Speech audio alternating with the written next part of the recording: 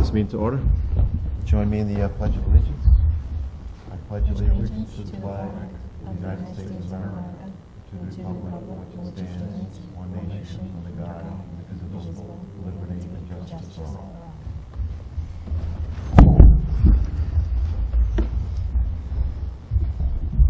All right, good evening, everyone. Thanks for coming.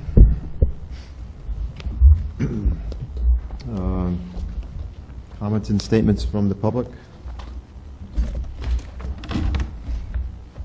All right. If the committee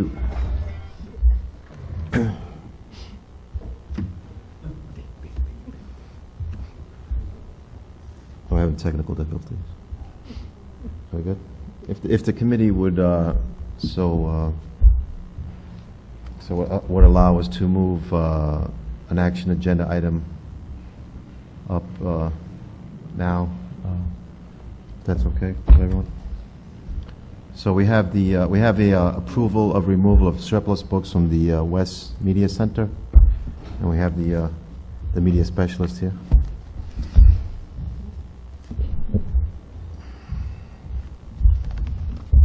Hi, Susan Viveris, West Media Specialist.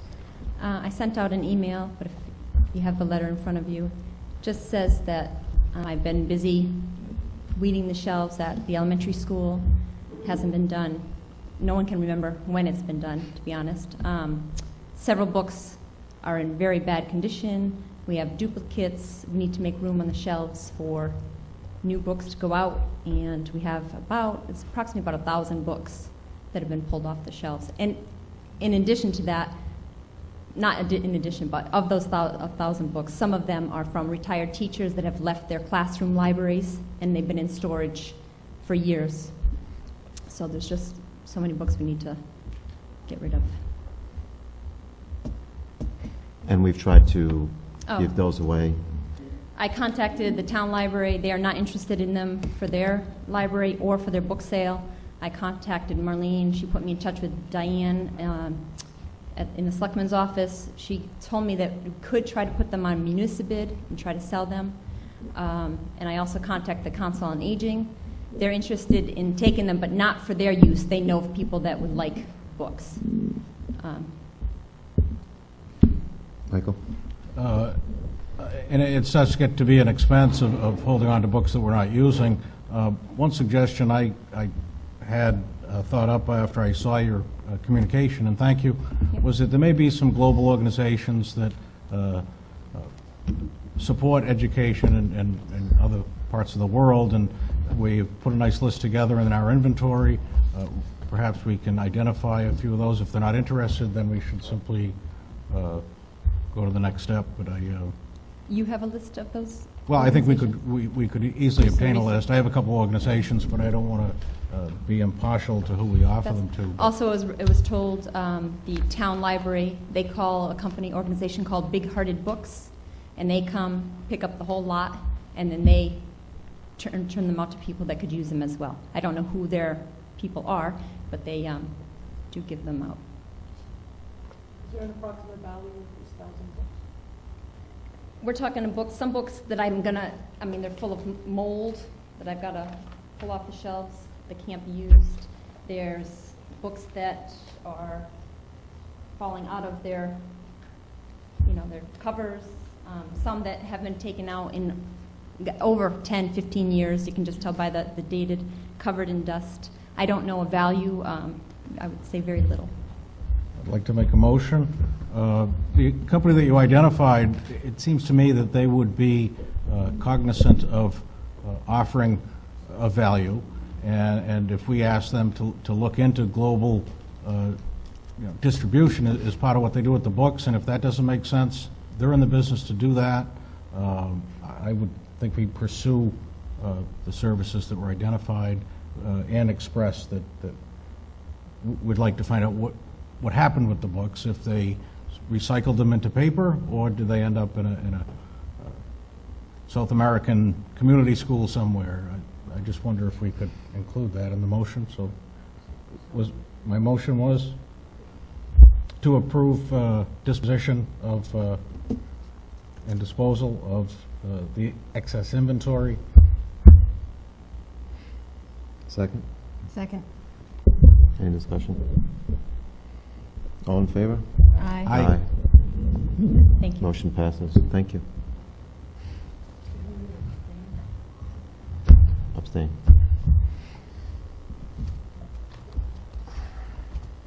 All right. All right, so we'll go back to the informational agenda, and first on the agenda is the Westport Middle School feasibility study, an update. We have Jason, forgive me, Jason, your last name, but Jason is here to give us an update, so.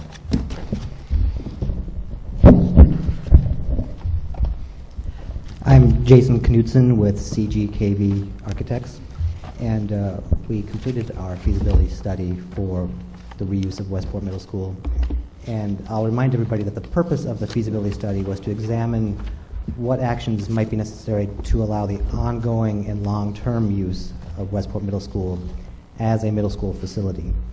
And with regard to the PCB issues at the school, there are two components. One is the removal of all the remaining PCB bulk product materials. Those are the materials that are original sources of PCBs in the school. And then we need to either remove or encapsulate the PCB remediation wastes, which are the materials that have been contaminated by PCBs. They weren't an original source, but they've got PCBs that have been absorbed into them.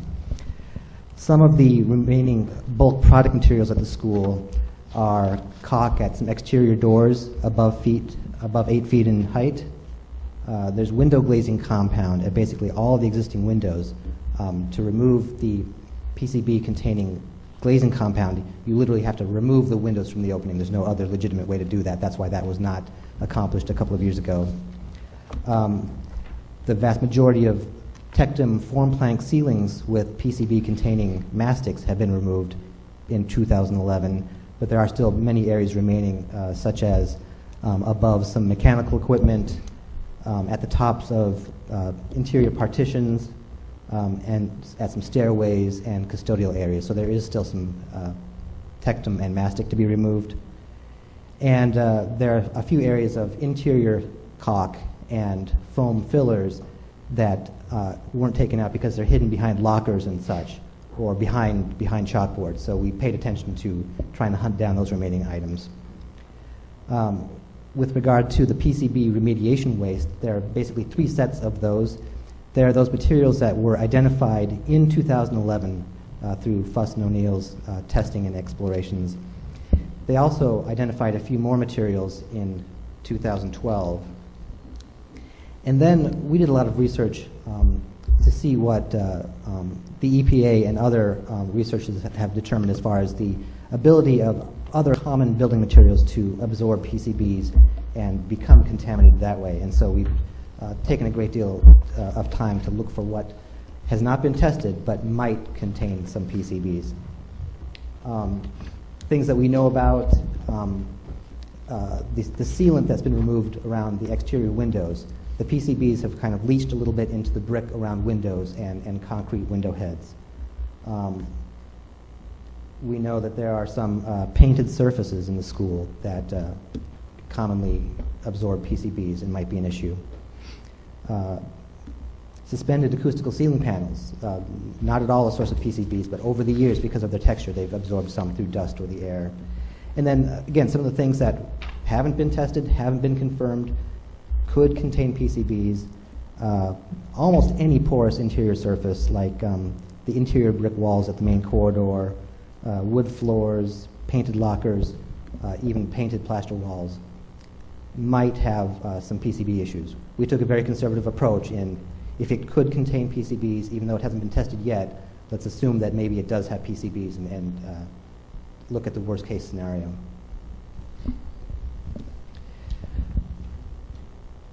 With regard to removing, well, in regard to coming up with an approach to reuse the middle school as a middle school, there are two general tracks. You could remove all of the bulk product materials and remove all of the remediation wastes from within and around the building. That would lift the EPA restrictions that are currently in place, but as we kind of conclude in our study, we think it's rather physically impracticable and financially infeasible to go to that level of effort to clean the entire building. That would include things like grinding every single interior brick wall, grinding every single concrete surface in the building, just something that doesn't seem practicable. The other alternative is to, again, remove all of the source materials. That is, you have to do that to start with, and then encapsulate the majority of the PCB remediation waste. Basically, cover it with a coating and monitor it. We recommend some amount of removal of remediation waste just to make the school better, but we would rely on the more cost-efficient method of encapsulation for the most part.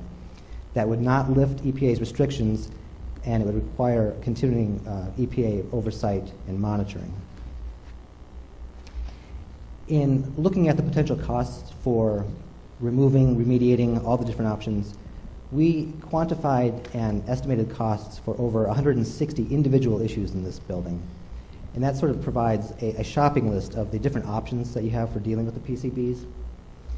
In our study, we also made some recommendations for elective improvements, things that might not be directly related to PCBs, but can be accomplished because they kind of piggyback off of the PCB remediation work. And also we took a look at some of the issues that might be mandated by codes.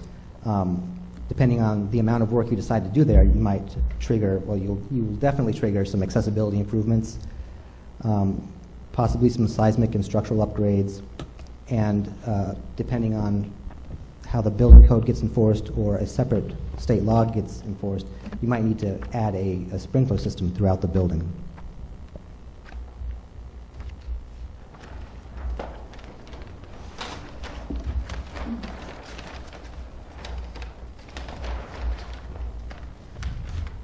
So with those 160 individual components having to do with removal or remediation or elective improvements, we basically filtered them down into different categories. Going across, you've got mandatory work to remove the PCB bulk materials. You've got work to address materials that have been identified as PCB remediation wastes. You've got work to address possible PCB remediation waste, but those have not been confirmed. We've got a list of elective recommended improvements, and then the possible impacts of the mandatory improvements. I want to say that all of the work to remove PCBs or encapsulate PCB contaminated materials, most of that has some side benefits to the school. For instance, removing the PCB containing glazing compound gets you new windows, which was the goal 2 years ago anyway. So you're not spending all of the money we list here just to get rid of PCBs. It includes getting new windows. There are all kinds of examples of that in doing the PCB remediation work, such as new flooring, possibly new lockers and chalkboards, and essentially a new paint job throughout the school. So with these different degrees of work that might be necessary, we've broken it down into what we think is the lowest expense option, the highest expense option, and then what we as professionals think might be feasible at this school. Again, all of the options require full removal of PCB bulk products. That number stays the same. When it comes to identified PCB remediation waste, you could basically encapsulate anything and spend no time removing any of that. That's a valid approach, but there are some things like that would include exterior painting of brick to encapsulate some brick around windows. We don't see that as a very feasible long-term solution. It's going to be subject to the weather. It's going to change the appearance of the school. That's where we would recommend going a little bit further and doing some more brick repair and replacement to maintain the school. Under the lowest expense column, unconfirmed PCB remediation waste. Again, this number could be zero, but if you do the maximum amount of encapsulation, that gets you to a number of about 1.7 million. When it comes to this list of elective improvements, and I'll go over those more in a bit, these are simply elective. You do not have to do them to maintain use of this school as a middle school. It would be a much better middle school if you invest in it, but for the lowest expense option, nothing's necessary there. And as far as mandatory improvements or possible mandatory improvements, We are very certain that you'll have to spend money on accessibility upgrades, but as far as seismic and structural and sprinkler system, the sprinkler system comes down to some extent to the mercy of the local building inspector and the local fire chief. It's a discussion with them comparing what your proposed renovation work is to the cost of the sprinkler system.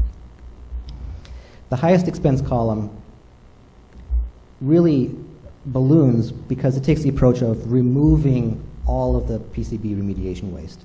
Again, that is physically not practical as far as we're concerned, and it adds more than $20 million to the cost of dealing with PCBs that we don't think is really necessary to make a good long-term use of the school.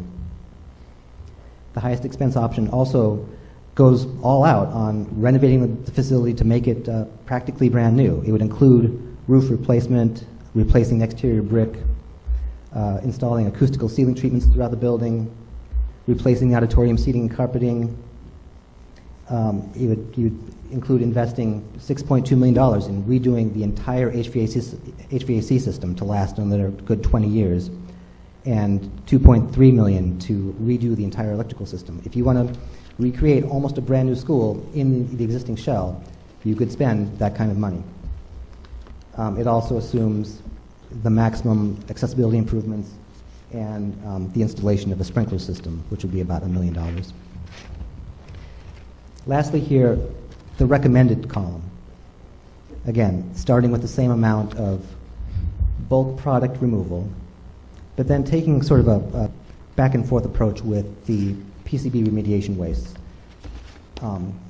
Encapsulating a great deal of it because we don't think it's necessary to, for instance, peel off all the plaster walls and put up new plaster walls. We think, doing the epoxy coating is a good long-term solution.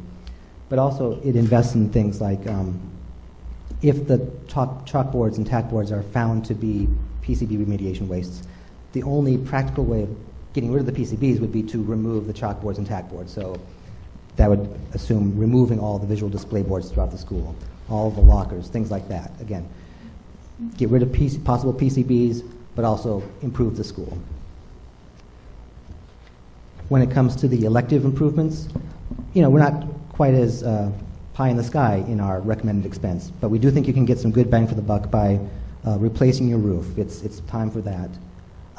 You definitely need acoustical treatments on the ceilings throughout the school. One of the things that happened during the 2011 project was the removal of a lot of the acoustical control panels, and it really makes a cacophonous environment in the school, and that would be a really worthwhile investment. And instead of redoing the entire mechanical system, you've got a pretty good boiler system already in the building. Since you, as part of the PCB bulk product removal, need to take down a lot of the ceiling-mounted mechanical equipment, why not get rid of the equipment that's 40 years old and put back new modern equipment that can take care of or make use of some of the efficiencies of your good boiler system. We also think it's important to invest in accessibility, and the amount of work we would recommend is likely going to trigger the need to include a sprinkler system. So really, generally speaking, in terms of our study, we think that the middle school can be brought to an ongoing use at the lowest expense of around $6 or $7.5 million. The highest expense option, which again we would never recommend, would be close to $37.9 million. And we think a really worthwhile expense would be to invest in another 20, 30 years at that school, get a lot of beneficial improvements for about $16.3 million. Obviously, this needs to be weighed against many, many other options. None of these costs include additional fees like design fees or project management fees. It's important to note that both the lowest expense and the recommended expense column still include EPA monitoring and PCB monitoring at a cost of at least $75,000 a year. It's interesting, we did a quick tally, and the difference between the highest expense and the recommended expense is about $21 million. The highest expense theoretically gets rid of the monitoring, and that's $75,000 annual expense. The recommended doesn't. But it would take you over 54 years to make up that difference you'd have to do the monitoring for 54 years, assuming even a 5% escalation per year to make up that difference between the highest expense and the recommended expense. We also took a really quick look as a study of the difference between the existing spaces at the school compared to what MSBA would allow you to build now for a school of the same number of students. They've got a really pretty simple formula that tells you how big the school can be and how big different categories of space can be. And, on the left is the current school square footage. On the right is the theoretical MSBA maximum. You can see that you've got a bigger school than MSBA would provide reimbursement for if you built a brand new school. You also have significantly more space dedicated to art and music, physical ed, and the media center than MSBA would be able to support from their standard guidelines. And you also have a very valuable auditorium that MSBA wouldn't reimburse you for at all. Generally, to build a new school on the magnitude of the existing Westport Middle School, we estimate would cost between $33 and $38.5 million. That doesn't include, again, any of the fees, permits, doesn't include land acquisition. So it's something to consider when you think about the various options. Another, a last important thing is, if you are considering reuse of Westport Middle School, you really need to take some time to talk to teachers and administrators to figure out how that space works and does it have the amenities that support ongoing learning. That's one thing that we didn't get into too much with them on this study. Are the bones of the school helpful to long-term education, and can it be renovated for a good long-term use?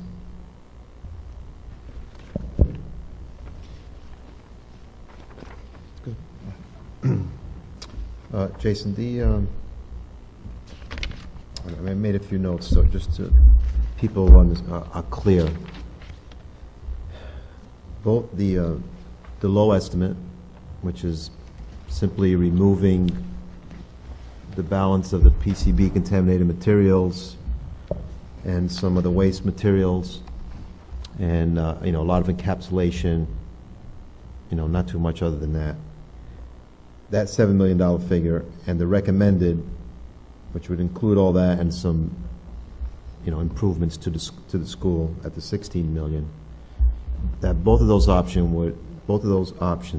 would still require us to do the ongoing testing. So people understand that the $16 million, the recommended, we have a cleaner school, but there are still PCBs more than likely encapsulated in the school, so behind some sort of barrier or paint or epoxy or something, but they're still in the building.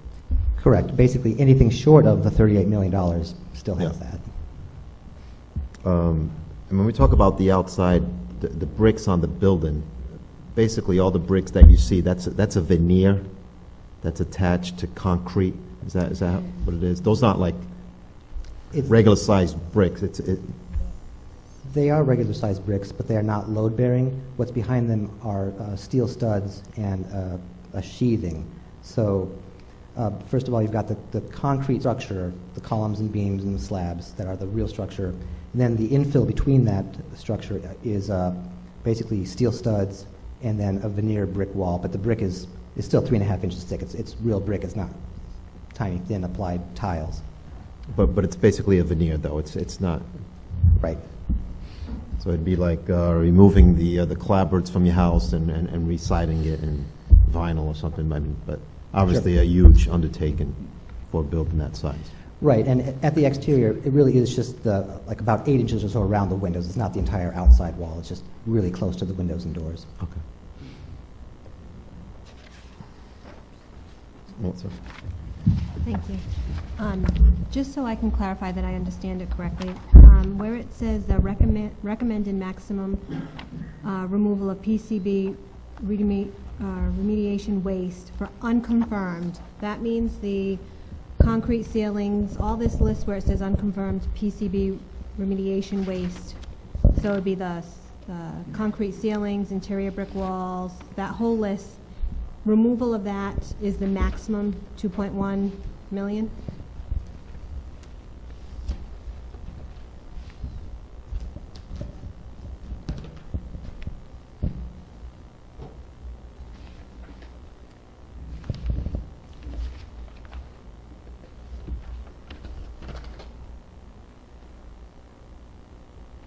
It's a combination of, when it comes to those unconfirmed things like the interior brick walls, for instance, it wouldn't include removal of a layer of the brick wall in this case. That would be encapsulation. I guess it's important to think about the recommended maximum removal, and we wouldn't recommend going to the effort of removing a half-inch depth of brick on the interior. Pretty much everything else, though, in that list, well, I'll take it back. The concrete ceilings also, we would not recommend grinding the concrete, but that's covered in line items elsewhere. So what it does include is basically everything below interior brick walls being replaced. So the wood floors, cabinets, painted lockers, all of that is within there. Yes. And then, so then, let's say that's 2.1 million. So those other things that aren't in that number, where are they? Like the cost, like for doing the encapsulation. So you're saying those would be the recommended, but the next little square is blank. So wouldn't there be like a number there for the maximum encapsulation? Yeah, this can be misreading. I think this 2.1 includes the encapsulation of concrete and brick. Oh, okay, so it includes that. Okay, thank you.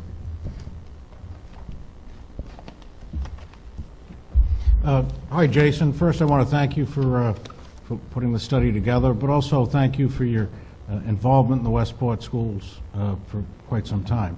Certainly this project, you're familiar with what we've been faced, and so we were happy to see you were interested in this work when we put the request for bid out, especially knowing you've been here before.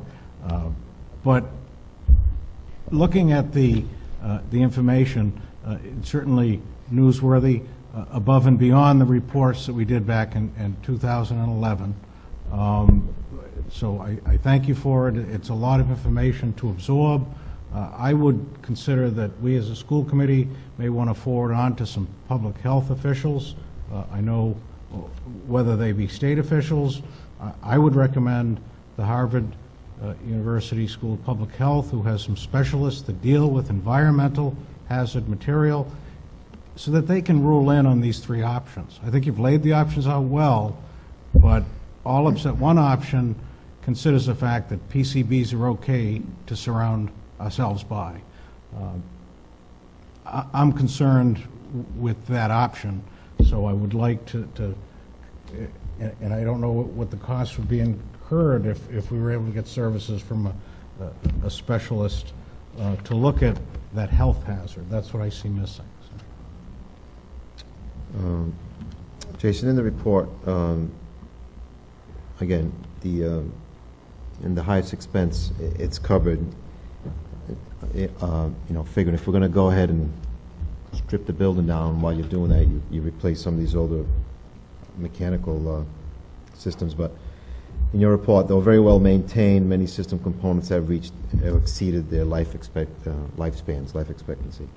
And like you stated in here, although maintained, I mean, these systems are 40 years old now. I mean, that's something that obviously we all need to keep in mind.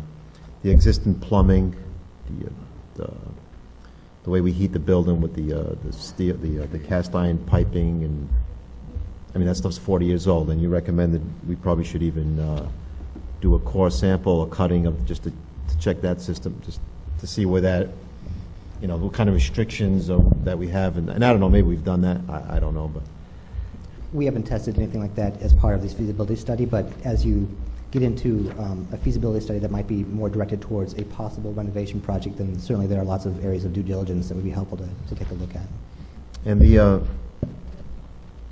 33 to 38 million to basically build, a school of, the size of a school that we would need today.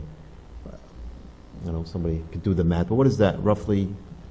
I think 350 a square foot or something? It's 300 to 350 a square foot. I've been hearing 300, but my independent cost estimator, who's much more in tune with what's going on in the state, really encourages to think about 350, and those are current costs, obviously. And would that number include, obviously it would include land acquisition, but would that include design or any of that stuff? No, that's construction cost. And that'd be about 10% of that. 10 to 15, I'd say, at least. If you include like project management and things like that. Page 1.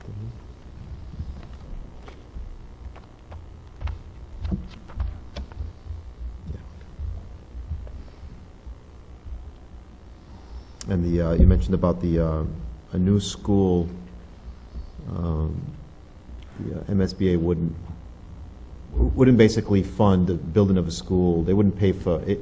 If for some reason we or the town wanted an auditorium, they would not fund that portion of a building.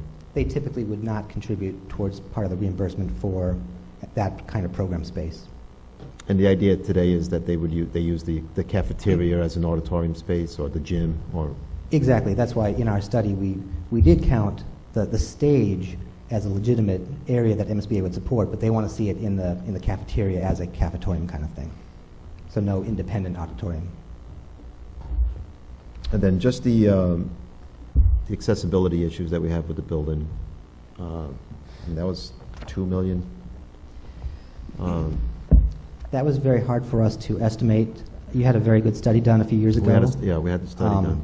That identified the topics that are not accessible.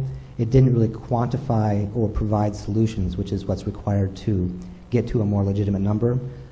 We've had experience just this past year with going through a very detailed accessibility survey where we did propose specific design improvements.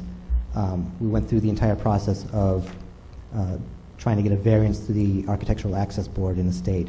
We actually had a hearing in front of them where it was a very collaborative process, and we were able to, working with them, go from a really exorbitant number to go over the top with accessibility improvements beyond, again, practicality.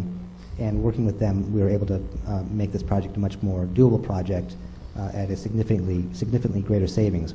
But without going through a detailed quantification of those issues and an idea about what the solution is, it's hard to come up with a number. The 2.5 is just our best guess based on the size of the building and our recent experience. Jason, somewhere else in the report, when you were mentioning the water, the plumbing, mechanicals of the building, you mentioned about obviously the lavatories would all need to be new fixtures installed, whatever. But is that what you meant, new fixtures? I mean, I would have thought that all the restrooms, lavatories in that building would then need to be ADA compliant, because they're all very small rooms now. There are, again, this is where working with AAB comes in handy. They are reasonable, and generally speaking, wherever you've got public toilet rooms, there's got to be at least one. Either the public toilet room itself has to be made accessible, or there has to be nearby a unisex accessible toilet room. Again, we didn't design any accessibility improvements, but our recommendation here would be you don't bother to try to make the existing toilet rooms accessible. It's not going to happen. You're going to lose all the fixtures, and you're going to be below your fixture count for regular plumbing code. Instead, take one of the, like a little room off the side, for instance, that's maybe now used as office or storage, and maybe turn that into a single-user facility. That's the kind of approach that would be rational in this case. But again, we didn't do any much thinking about accessibility beyond. Then when you guys spoke to, I guess, the staff, you mentioned in the report that a common complaint at the school building, however, is that there simply isn't enough infrastructure to serve the increasingly sophisticated technologies, and we've heard complaints about just the phone systems, never mind all the other electronic systems in the building. I mean, that would, if you're going to spend that, if you're going to rehab the building, that would also all need to be rehabbed. It would make sense. We didn't do much of a detailed survey as far as teachers' use of the classrooms and what some of the deficiencies are. But again, if you get towards a renovation project feasibility study, getting input from them would be very valuable. And I've never been at a school that the teachers don't want more technology. Mike. In looking at the scenarios that you've set out, it also gives us some great baseline information if we were to look for alternate configurations and uses of the building. whether it be, we have an auditorium here that may service the elementary compound well in the future. So we could extrapolate out of your study sections of the building if they were to be reused, whether by school department or town department or a leasee. Right. Great, thank you. Jason, I know it wasn't, no, go ahead. The acoustic ceiling treatments, is that for like the drop-down ceilings for the sound, is that is? The $626,000 cost that we identified for that is for all the areas where the tectum form plank that had been adhered, or actually was part of the structural system, or part of the forming of the structural system, where all of that was taken down to remove PCB containing mastic. So it includes that. That's why, right now the classrooms and the cafeteria are kind of loud and cacophonous, because there's no material there to absorb sound. It also includes all the drop ceilings that haven't been removed, like in the main corridors and in the office area, for instance. Those were never, there's no source of PCBs there, but they are remediation waste, meaning that they've got some PCBs in them. And you've got a fuzzy textured ceiling tile. There's no real practical way to encapsulate that. The surface doesn't lend itself to that, so it's just easier and better to take the whole suspended system down as well and start fresh. And one other question, the costs that are associated here, you mentioned that they don't include like design, and what additional costs would we expect for this? Is it, $1 million, $2 million, 100? Oftentimes it's based on a percentage of the construction estimate. If we're talking about renovating this middle school because of its sort of specialized issues with remediation, that would be, the percentage would kind of go up. So I would say to renovate this school, you might be at more like 15 to 20% in design and management costs and permitting and getting the EPA involved and things like that. It would be maybe more in the range of 10 to 15% for a major new construction project. Again, these are just really broad numbers. Thank you. Jason, we've talked about, if we abandon the school and turn the building back over to the town, and the town wants to use it for, a town hall, council on aging, whatever they see fit. What would you recommend, at that point, as far as, would you still recommend the minimal requirements there? To remove the PCBs, or does it all, it all changes because it's not a school anymore? Do we maybe just encapsulate it, and what would be your recommendations for that? It's my understanding that there are differences between having a young population in the school daily and having an older population in the school daily, as far as what EPA's estimates are for acceptable exposure.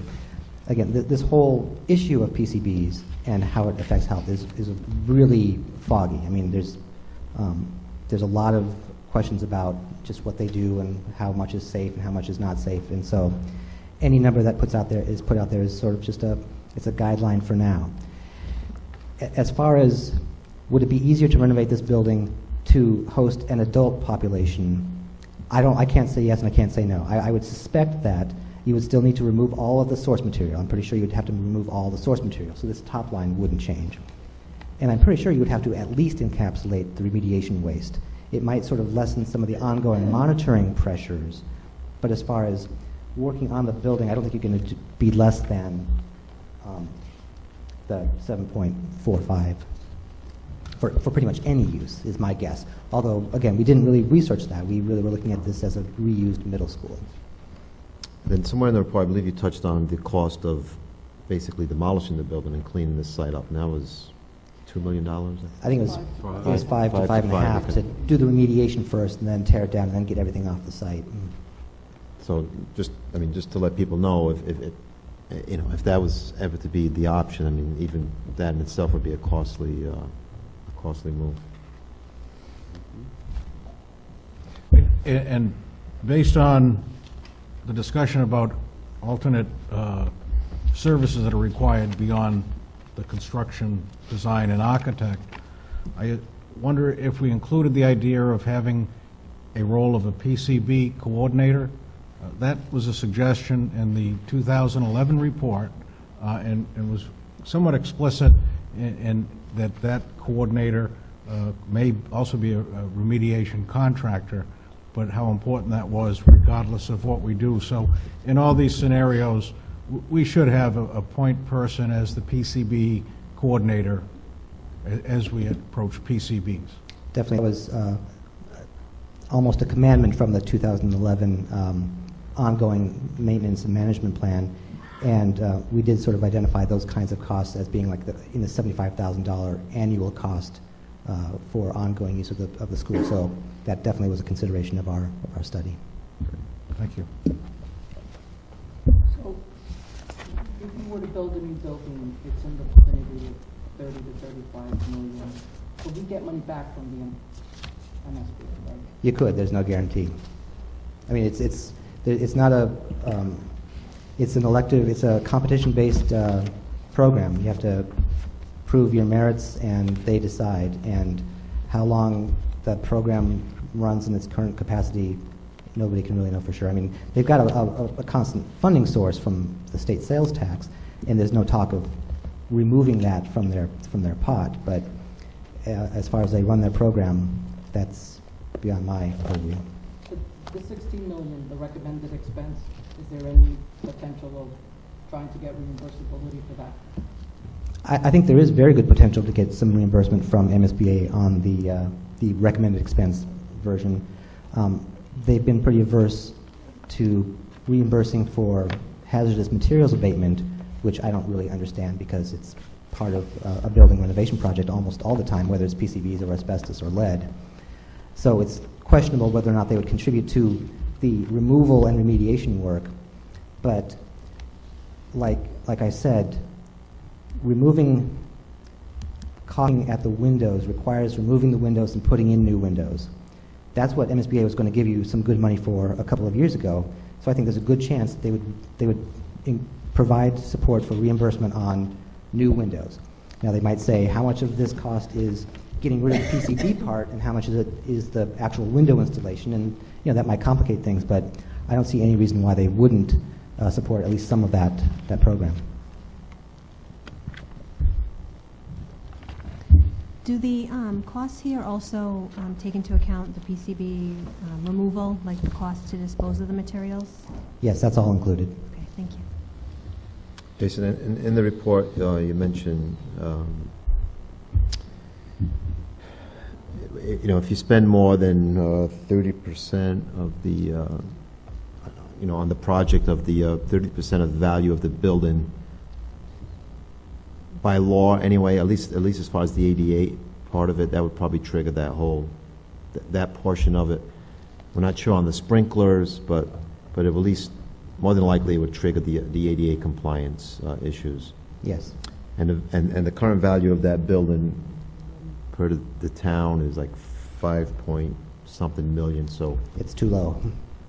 it's too low. The value. I mean, all cities and towns value their buildings too low because they don't have to worry about getting tax benefit from them, and they want to keep other insurance costs down. But to replace that building obviously would cost much more than the assessed value. But that's the number that's the number that would be used. Right. Because that's what's on the books. Yeah. So 30% of 5 million, it's not, we could easily bust through that, okay.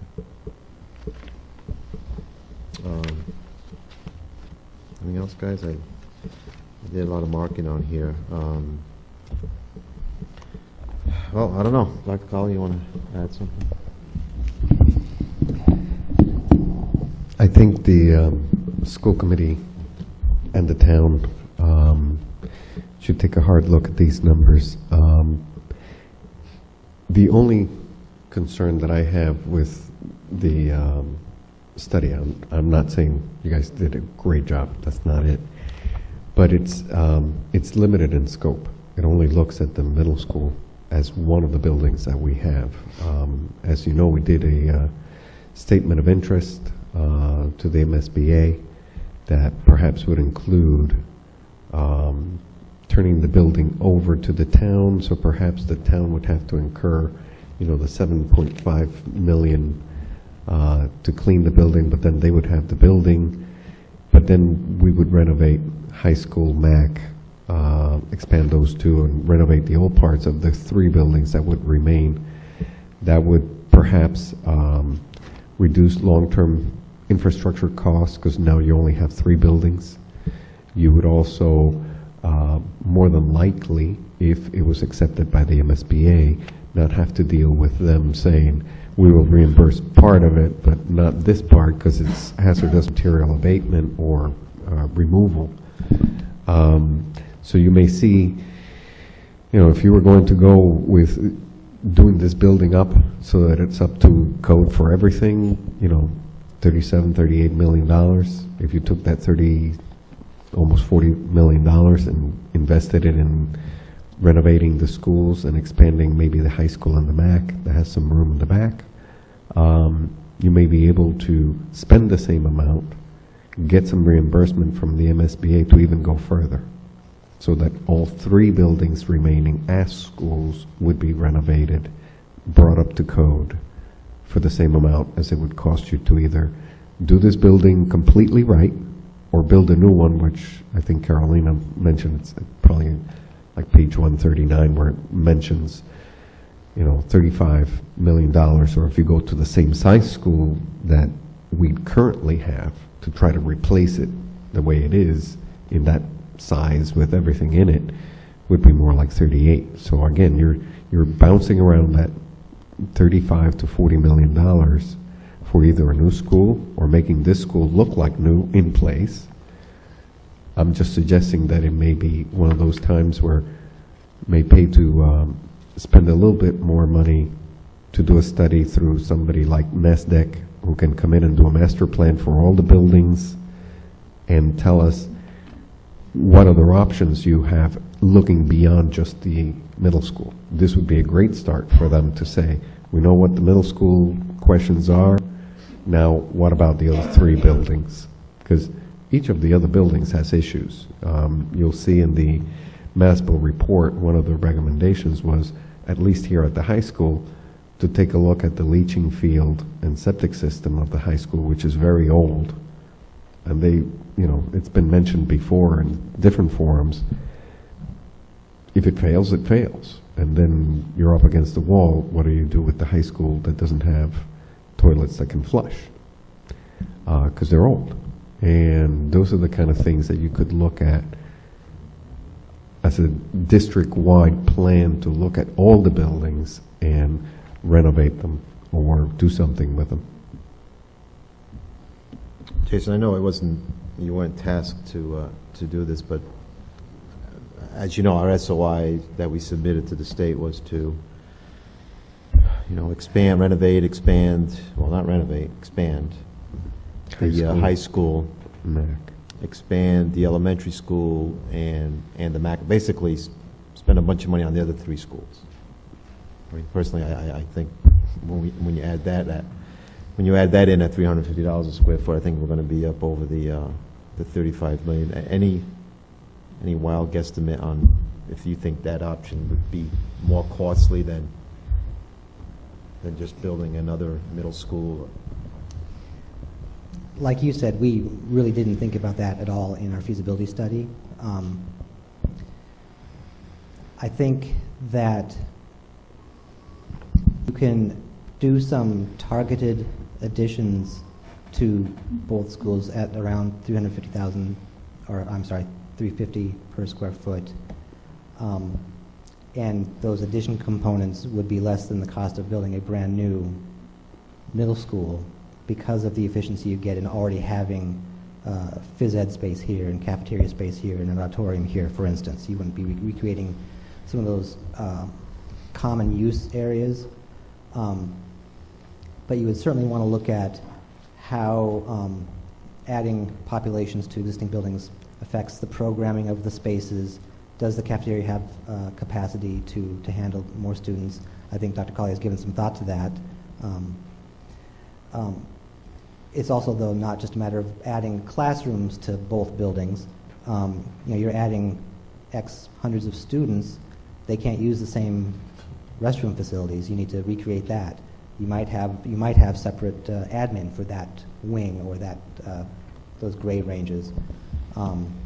So there are plenty of things to look at. And as far as sort of a more sort of town-wide approach to how could the middle school be used, be it turned over to town offices or some other use. Again, we looked at one building in really great detail. What you might need to do is look at all the buildings in some decent detail to kind of see what the trade-offs are. I mean, without sort of beginning to program just what it would mean to add X number of students to the high school and X number to MAC, it's really hard to just throw out numbers. But a master planning kind of exercise can give you reliable results. Dr. Colley, and is your opinion that the state would, in fact, make those recommendations as far as, hey, your SOI here is, maybe you should have gone, maybe you should take this option or that. I mean, would they do that, or would they just give us a no? Or they may, when they answer or make a response on the SOIs that you submit. It's usually, yes, we will do it, or no, and here's the reasons why at this time. Sometimes it's a matter of placing you in a priority scale compared to everybody else who put in SOIs. A couple of days ago, I got a report from the MASS, and yeah, actually this was today. I knew it was recent.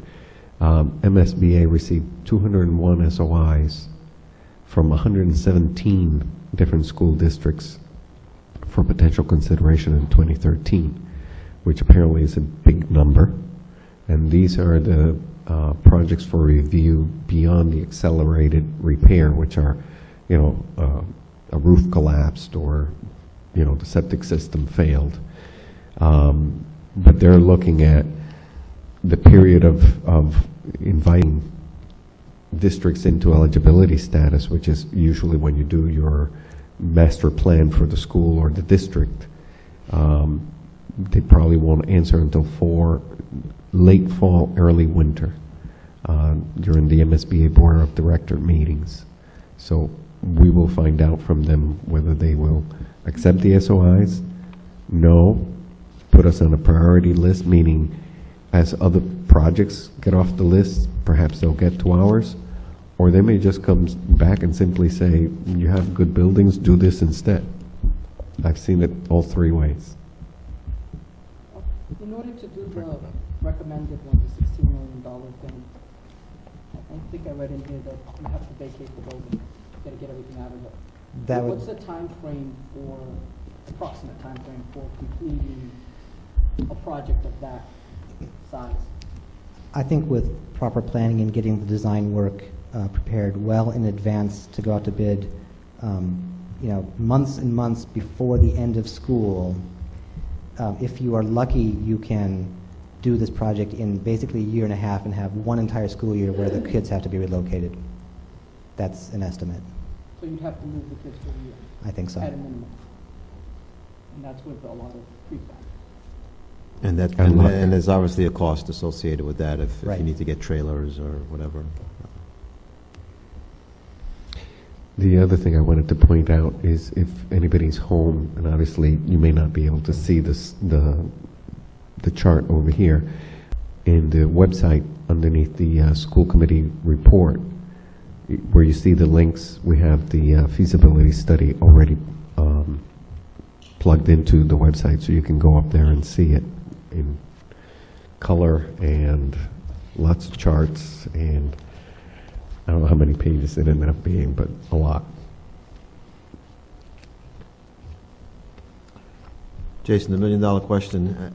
I mean, I don't know how many times you yourself or your company has done this type of study as far as relates to a school or PCBs or maybe some other issue that the town is facing, maybe with just an old building. I mean, I don't know, it seems to me that the best option is to walk away from that building and not to spend too much more money, much more money in the building. Is that, I get, your recommendation is $16 million, but I see that 16 becoming 25 and it's a never ending. Sure, at this level of study, which as detailed as it is, it's based on no design work, so, all kinds of things come up the more you do research, and we did as much as we could in with the scope that we were allowed, looking above ceiling tiles and crawling around, but when you really get into it, that's when you learn more and more facts. From a professional standpoint, my career and my firm's preference has been to really encourage renovating old buildings. We think that's a really good use of resources. It's a green way of maintaining the environment. So we are pretty big advocates on a professional career level of renovating buildings. And I don't think we would have recommended, such a detailed sort of list of improvements without thinking that it was viable and worthwhile. There are many other concerns that we can't get into up in Cambridge. It's a Westport decision, and there are opinions and fears and concerns that we're trying to give a good factual, quantitative look at things, but public perceptions play a big role too, and we can't get too. I can't predict that too well. Okay. If I could. Michael? Yeah, in terms of this ongoing discussion that we're having, which is getting a little off topic from the actual study, I do want to comment on the Mass School Building Authority.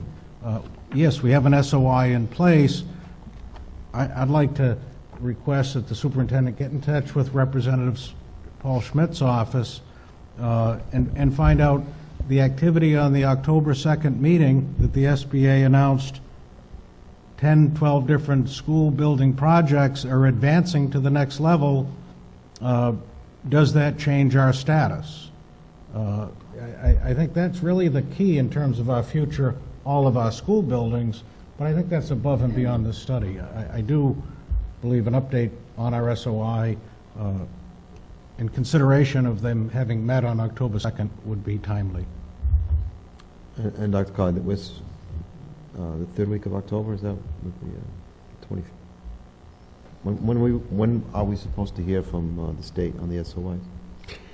When I first talked to them, I want to say it was April, May of last year.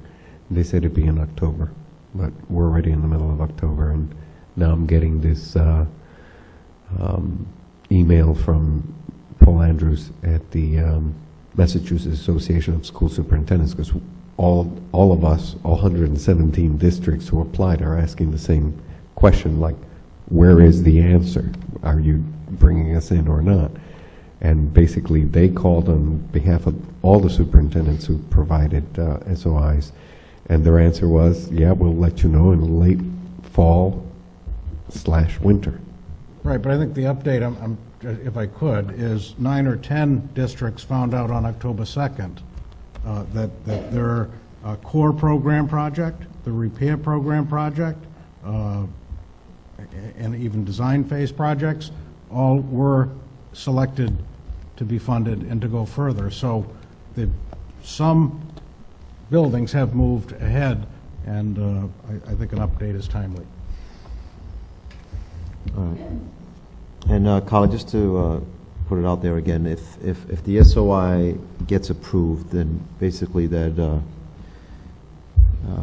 the state would reimburse us 47%? It's about 46 plus.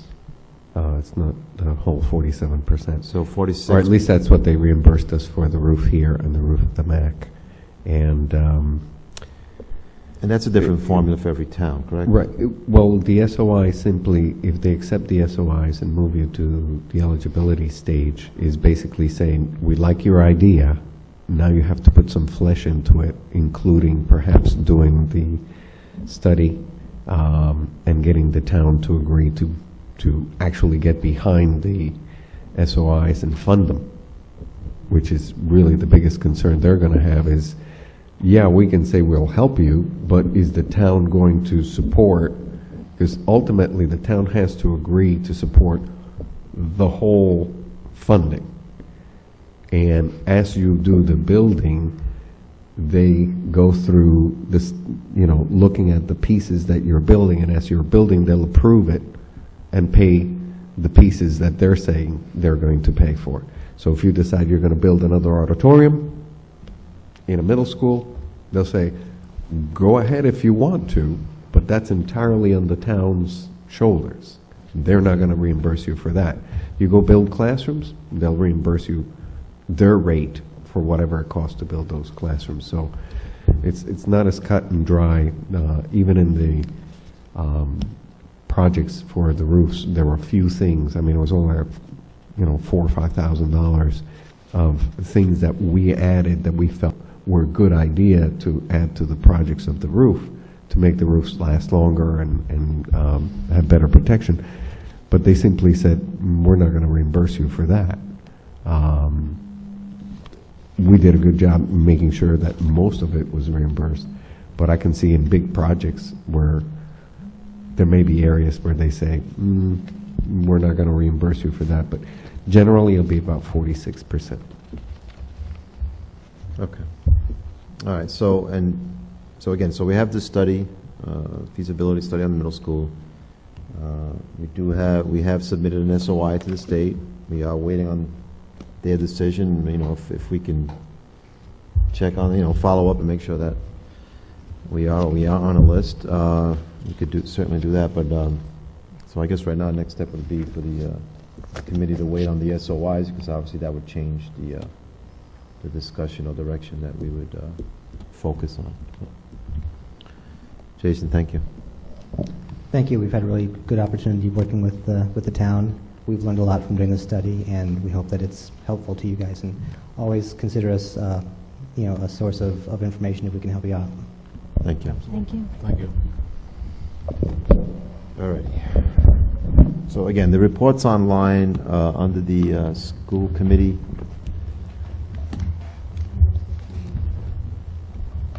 So it's Under the school committee page. under the school committee page on the bottom, Right on the right hand under side. links on the right-hand side. You go there, click on that. So this whole report is there for That whole thing's So up I would there. encourage those interested to take a look at it. Okay. All right. All right, guys. Do you want to get these field trips approved and get some of these people out of here? So let's go ahead and move ahead to the approval of the Westport High School Rome, Alps, Paris trip. Do we have somebody here, Dr. Clark?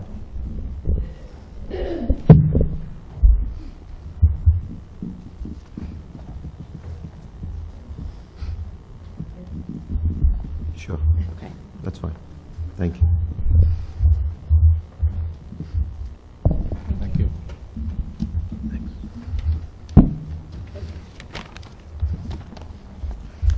Only if you let me go.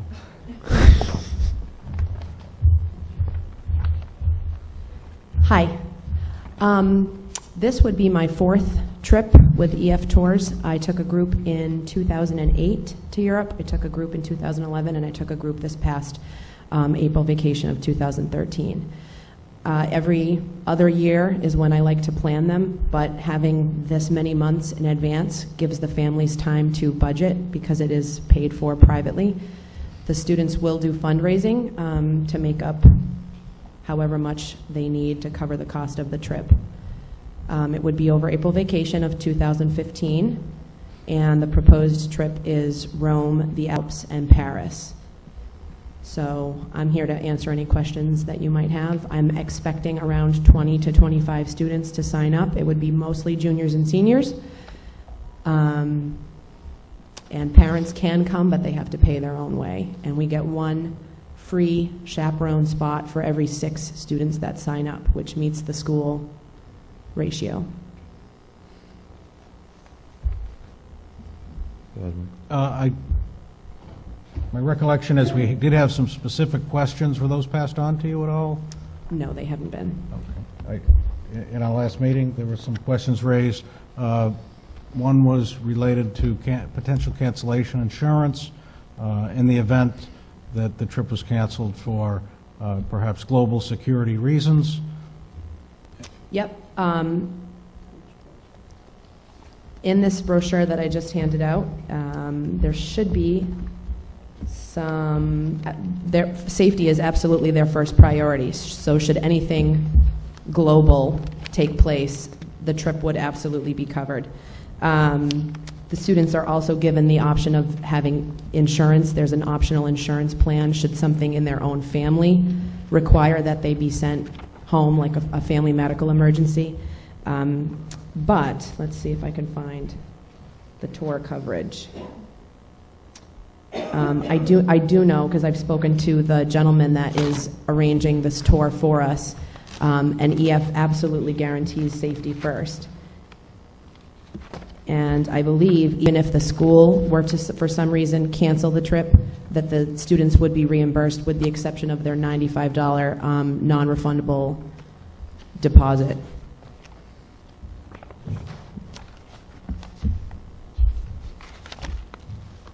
So, and I'm sure we can find that now that It's in here. we have the brochure.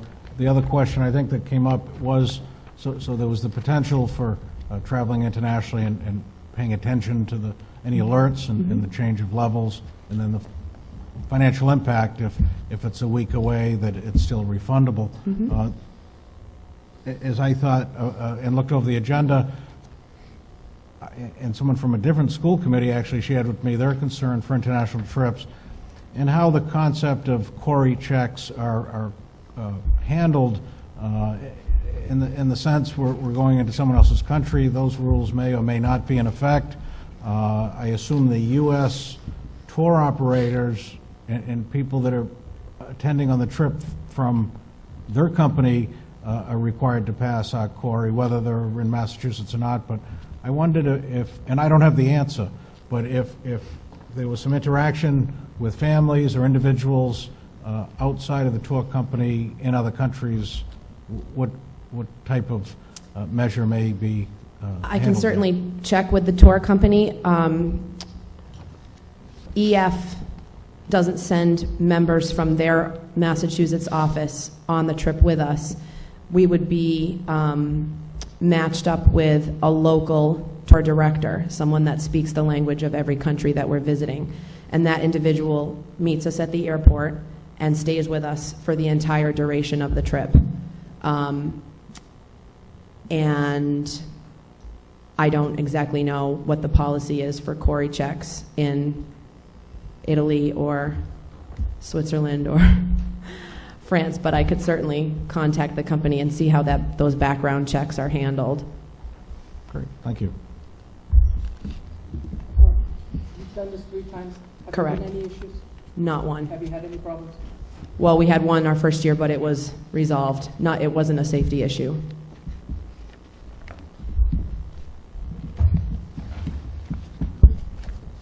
Are the students at all allowed to go out by themselves without a chaperone? And it's my understanding that there was an issue, I don't know if it was when you were there, but on a trip internationally that, and I don't know if it's when it was, but it was a number of years ago. So I think that's what my concerns are.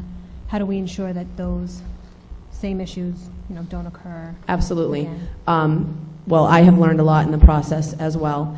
And all I can say is we enforce the school rules. So that's for chaperones and for students. They know that they will be sent home at their own expense if they violate any policy in the school handbook, the student handbook. That includes drinking, smoking, anything like that. So the ratio is ideal because we're also given the additional tour director plus local guides. If we're doing a walking tour of Paris, we're linked up with a local guide, and the group is together the majority of the time. If we are in a market square or a shopping area, the students are never allowed to go off alone. Absolutely not. And that's why they are assigned a chaperone before we leave. So we actually break the students into groups of 6 with the adult chaperone that's responsible for their direct supervision. They're never allowed to go off, take public transportation on their own. We stay together as a group. Now, if we were to go to, like, the Providence Place Mall, just as a local example, they would be broken up into groups and said, you know, meet back at this location in a half an hour. So they would be given a small degree of range in terms of shopping or food, but not, okay, everybody, we'll see you in 6 hours. We're always together as a group. We're always moving as a group. We're traveling as a group. And the students know that. How do you do the evening time, you know, like to ensure that they're not, because is there like, so how does that, what does that look like? Well, we stay in hotels. They're typically like a 3-star hotel, not a 5-star hotel, because we're not there to stay in glamorous hotels. We're there to experience the culture. So the maximum they would room with is 4, rooms of 4, and occasionally rooms of 2. Not singles. The adults have singles. But again, we assign an adult a chaperone that does a room check at a certain time, make sure that everybody is where they're supposed to be, and then we give them a wake-up call in the morning. Okay, thank you. Yep.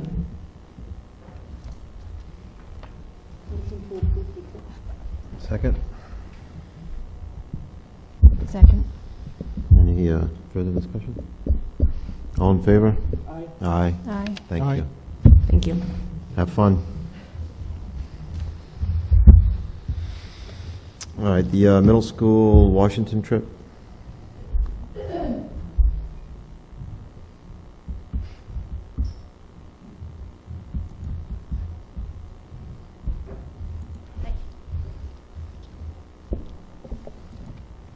Good evening. Hi. We've been going on this trip, well, they have for many years. It's approximately a $550 cost per student, and some of that is subsidized through fundraising with the WMSA. Basically, the chaperone situation is the same. It's a 1-to-6 ratio. About 80% of the students go. There's a regular schedule that you could see. I believe it's inside of your agendas. And that's something that we try to stick to. To take something out and put something else in would be an extra cost, but it is doable if necessary. Generally doing things like tours and stuff depends on the weather, whether they're walking outside or taking the buses. Sounds like a lot of fun. I wish I was going. Anybody have any Well, questions? again, my recollection, it sounds as though maybe you didn't get the memo. There was some questions last meeting on a particular stop, and I thought Michelle had some. Ford's Theater. Ford's Theater. It seemed as though there was consensus last week that a stop at Ford's Theater would be academically appropriate and enriching for the students. I wouldn't say consensus, but there was talk about it. I know, I interpreted the consensus. That was my, We can certainly look into it. Again, probably changing the schedule a bit will be a little bit more on the cost, but I don't have an objection with looking into it and seeing, what it's all about. again, just to share to bring you up to date, the discussion actually looked at the benefit of Hard Rock Cafe versus Ford Theater, and maybe there wasn't. One is a place you eat, and the other one is not. I don't think it's one or the other. It wasn't my discussion. I'm just trying to share with you where we're at. So, yeah, I would be happy to make a motion. Hold on, Alec.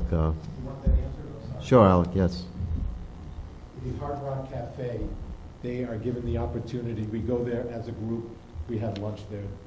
That's one of the free lunches that's incorporated with the cost of the trip. It's either a lunch or a dinner, depending upon when it hits. The Ford's Theater is directly next to it. So is it possible to go? A lot of times when we have gone, the Ford's Theater's been closed. Just, per chance that, it was closed on the Saturday that we went, or it was closed on the Friday night that we went there for dinner, whatever, it would just happen to be closed. Could it be incorporated in? Yes. But that's time. What happens at the Hard Rock Cafe is when they're eating, when they're done eating, they go across the street, and it's one of the opportunities that the kids get to do some shopping at souvenir places, because there's no really other place that we can go that has a wide assortment of souvenir shops where they want to go. You know, we stop off at the rest stops on the way down. It's so expensive for the kids. These are reasonable, they're inexpensive, and there are probably 1, 2, 3, 4, 5 different places that they can get some kind of nice souvenir for their parents. They can go into, directly across the street is the actual place where Lincoln died. You can, it's open all the time, it's free to go through, and a lot of the kids do avail themselves up. They will go through it, and really you walk through, you see the bed, you see the blood stain, it's still there, and they come out, and it's interesting. Ford's Theater is a great place to go. Carolyn would just have to get in touch with Jace to see where it would fit in the cost of it. Question? I was going to make a motion to approve the Washington trip with the condition that they schedule a visit to Ford's Theater.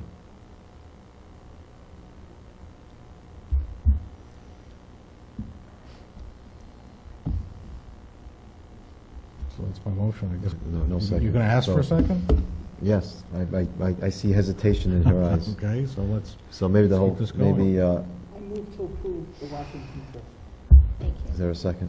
I'll second. If I could. Discussion? I went on the Washington trip. I loved it.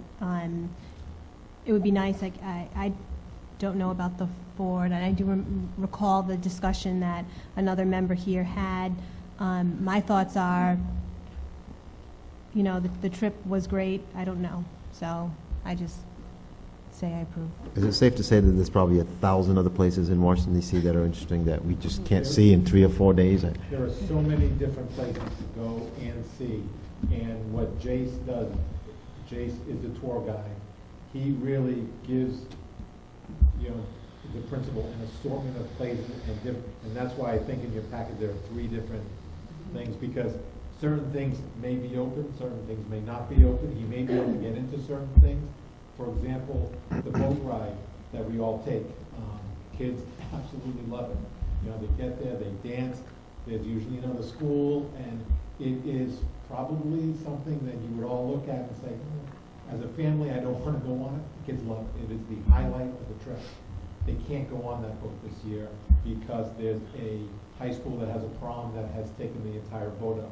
He's gotten us a separate boat, a different boat, a little paddle wheel on the back. It's the same type of event. So, you know, there are variations that happen that Jace can just work into the schedule really without problem. For example, I don't need to take the time.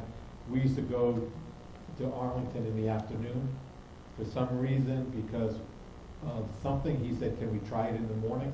It was the best thing we ever did. We beat crowds, we beat everything. It was a great experience. We saw everything. We weren't in there in the heat of the afternoon sun and whatnot. So things can be changed around. You know, all the way up to, you know, say April. Okay. All right. You got another question? Well, it's Discussion? still discussion? Yeah, I just wanted to make it clear that I've heard great things about the Washington trip for the 8th graders since I first knew much about the Westport Middle School. And it's been successful only because the great work that the administrators and the choice of their vendors take. But and due to the one member's thought, I think it was a nice occasion for you to come in and visit with us, and that we shared the idea that the Ford Theater would be an ideal stop. I support the motion on the table. All in favor? Aye. Aye. Thank you. Thank you, thank you.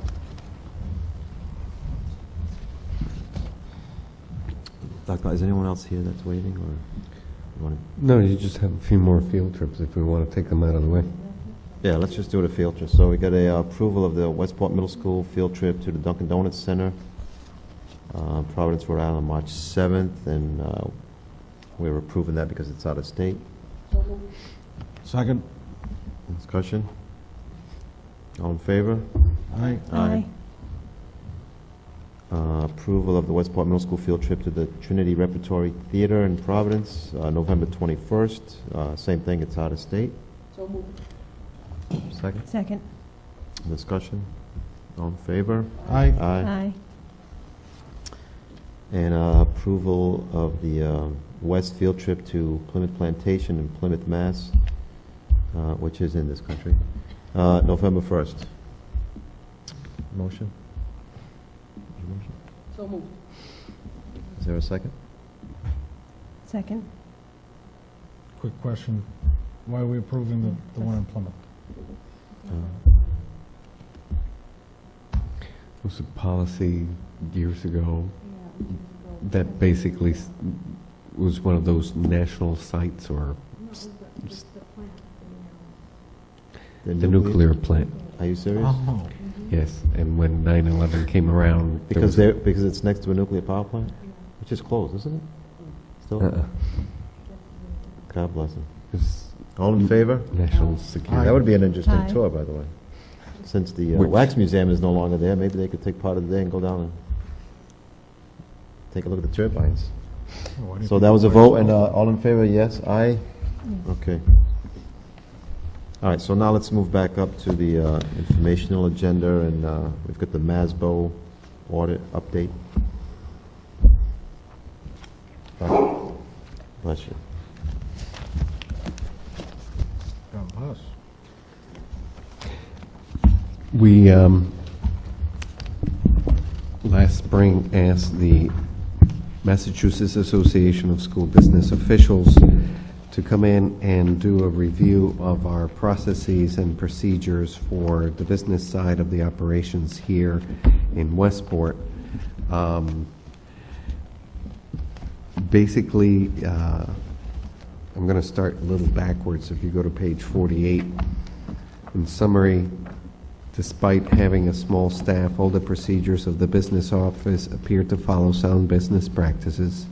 The only exception to know is the cash flow vulnerability of the academic gate receipts. I'll explain that in a minute. The business office is well-trained and many are cross-trained to fill in for each other's positions. Superintendent's office currently provides clear and in-depth information to the school committee, keeping them informed of budget development of the following year's budget and budget expenditures during the current year. So basically they came in, interviewed all the people in the business office, did some additional interviews beyond the business office to see what things could be improved, what things were being done right. And I actually want to spend more time on the things that they recommended, because they're actually good things in my idea of thinking. One, they did recommend that the school committee, as we put together a budget 1 year to the next, that the school committee basically vote on a budget target. So if you have a budget that's, $15 million this year, what do you want to see for next year? At the same time, using information that basically is encountered, that you can find in the district improvement plan, to kind of make those target decisions. You have the executive summary and the budget documents that they suggested blending together. It's interesting because they suggested that we review the Springfield Public Schools budget documents. That's at the bottom of page 40. And actually that is the district that I used as a template. However, when I called Springfield, the superintendent, assistant superintendent for business over there, I said, how did you get, because their document is about this thick. I said, how did you get this done? He said, well, I have about 15 people work for me. So in talking to the reviewers, especially John Crafton, he made it a point to pull me aside at one of the last meetings we had for MASBO, and he suggested looking at Masconomet or Grafton. And in his view, he said, what you got is good, blend the two pieces together, put in more charts and a little bit more graphics, because a lot of people like that as a summary type approach to the information that you have. And it says just do it a little bit over time. And so when you get to the goals, that was one of the goals that I put in for next year. The other parts that some of the recommendations that they made was one, to do a transfer policy, kind of along the lines of some of what was suggested last year. They also had some recommendations for us to approach the town on several issues. One of them, Medicaid. As you know, we spend a lot of time, effort, and energy collecting what kids are being seen, how much of that can be considered medical reimbursable services. We basically bill Medicaid, and the monies go back to the town. It's been done for quite a few years now, and it's part of what the town actually depends on that funding, because I have talked to the town before, and MASPO's saying we should try to ask them to share the monies that come in. I don't think the town was as keen on sharing, because they use that to build their budget as one of the sources of income or revenue. So they look at how much this project generates every year, and they build it as an expected source of revenue for them. The other one that they asked us to talk to the town about is looking at the medical insurance, trying to find some ways to save some monies on the benefits. A lot of towns are going through this process of changing almost unilaterally what they're willing to provide staff. The town here has met several times with members from the unions, members from the staff school, the town side, and we already are at 50-50 in terms of the town pays 50% of the medical benefits, the staff pay 50%, the other 50%. The town is self-insured. We belong to this little collaborative of self-insured organizations. So I'm not sure how much more we can do on that. I will certainly talk to George Foster, who seems to be one of the ones who heads that effort down at the town level. The other thing they asked was to take a look at, or at least get from the town, the information. I'm sure they had it. We've never asked for it, although I'm asking a lot more questions this year based on this report. When we get to the end of the year report, the town allocates some of their costs, some of their expenditures, as being on behalf of the schools. So for example, their accounting office may, their budget may be, $40,000, and they allocate to us a percentage of that. Their question is, when the percentage changes one year to the next, or the budget changes, do you know why? So for example, this year I asked about the treasurer's office and the accountant's office, and basically they said, well, when they did the budget this past year, they allocated supplies and materials to each department. So even though it looks like the accountant's budget went up by 5, 6, 7%, it's not that the people there are making more money, it's that they allocated to that department the cost of their supplies, materials, which they hadn't done in the past.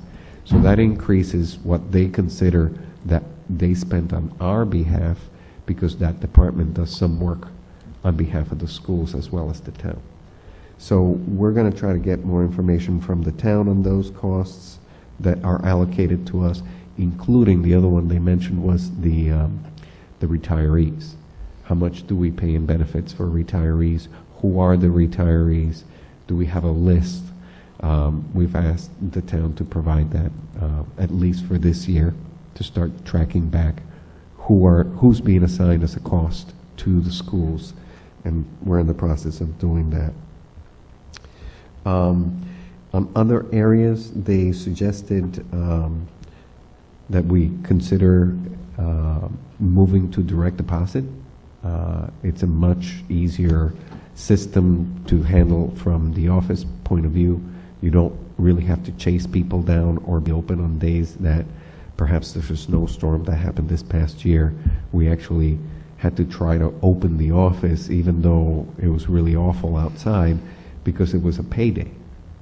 But we have some staff that still are getting physical paychecks every 2 weeks, so we had to open the offices just so that people could come pick up their checks.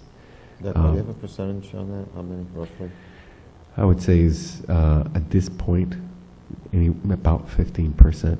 15? 15%.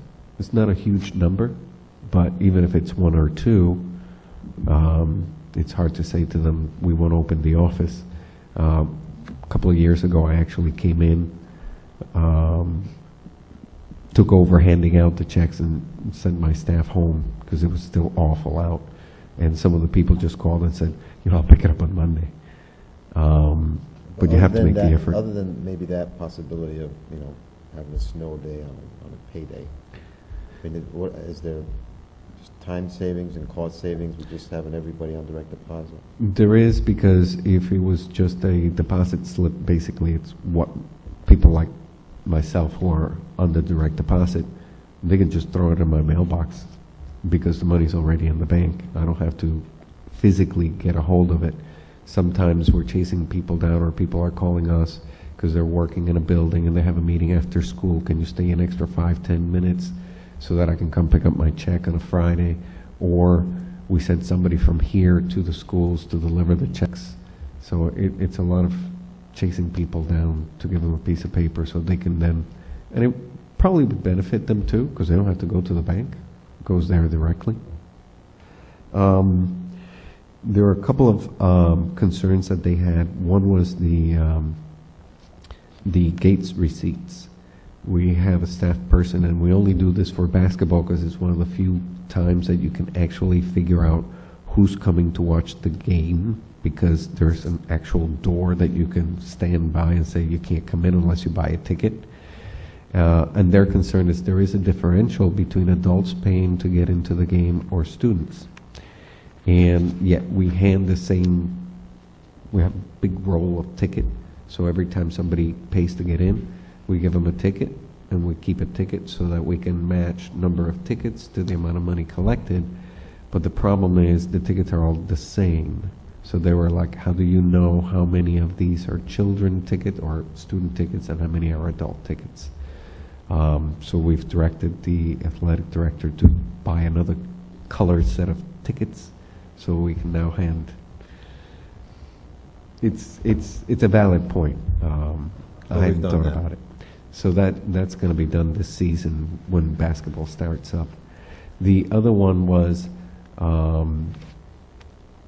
the audit that we do every year is based on the end of the year report, and every 3 years we were doing the revolving accounts and the activities accounts. Now, on a comparison basis, it's very little money, and I believe that the reason this has been done for the last 20-some years is because the audit cost would be very large in comparison to these accounts where the money you would have to take it out of. One of the things they suggested is to contact the audit company and see if they won't roll it in as just an additional piece of the audit they do every year so that they don't charge us as a whole separate audit every year. This year we were scheduled to do it anyway, so when they come in, we will try to negotiate with them so that it gets done every year. Some of the other things they suggested, and basically they looked at our systems and said, it would be great to invest in some automation or some using some software that is available to streamline some of the work. And when I asked them the cost, they says, well, you may not be able to afford it now, but you may want to put it into your next year's budget. So they suggested the electronic PO and requisition system. They suggested tracking system for maintenance work. They suggested a couple others. Doing blanket POs rather than going down to every minute detail of purchases for things that are recurring costs, like toilet paper and cleaning fluids and stuff like that. Those are basically some of the issues. One of the ones that interested me most was the P card idea. It's almost like a credit card that a few people in the district could handle to do purchasing. When you use your credit card at a store, for example, the store actually is adding to the price of any service or any goods that you purchase a fee that they use to process with the bank. So all purchases you may do at Bed Bath & Beyond, for example, may have a 1% or a 2% or a 3% attached to it that you never see because it's built into the price of what you purchase. But that's what the store pays the credit card company to process your purchase. What they're talking about is the school district would basically be a credit card subsidiary, if you will. So when we purchase goods, or for example, if we were to use a P card, they call it as a purchasing card, if we were to use it to purchase like the truck that we purchased through the town this year, that 1% or 2% or 3%, a portion of it, depending on how much business you make with the card, would come back to the district as a source of revenue. So basically you're telling the credit company, we'll use this card, with a regular bank card, but instead of you taking the 1 or 2 or 3% cut, you share half of that with us. So the more purchases you make with the card, the more money you actually return to the budget. It may not seem like a lot, but over the years you can accumulate some monies into it. I've gone to a couple of workshops. There's a few districts that are already using this. The bigger you are, the more revenue you can generate by using this. For example, it could be used to purchase all our maintenance and supply materials, office materials, paper, pencils, pens, all those things that we purchase on a regular basis. And we get a percentage of that back. It's one of those ideas. The biggest piece is not only would the school committee have to agree to pursue such a process, because basically you're becoming a credit agency in some extent.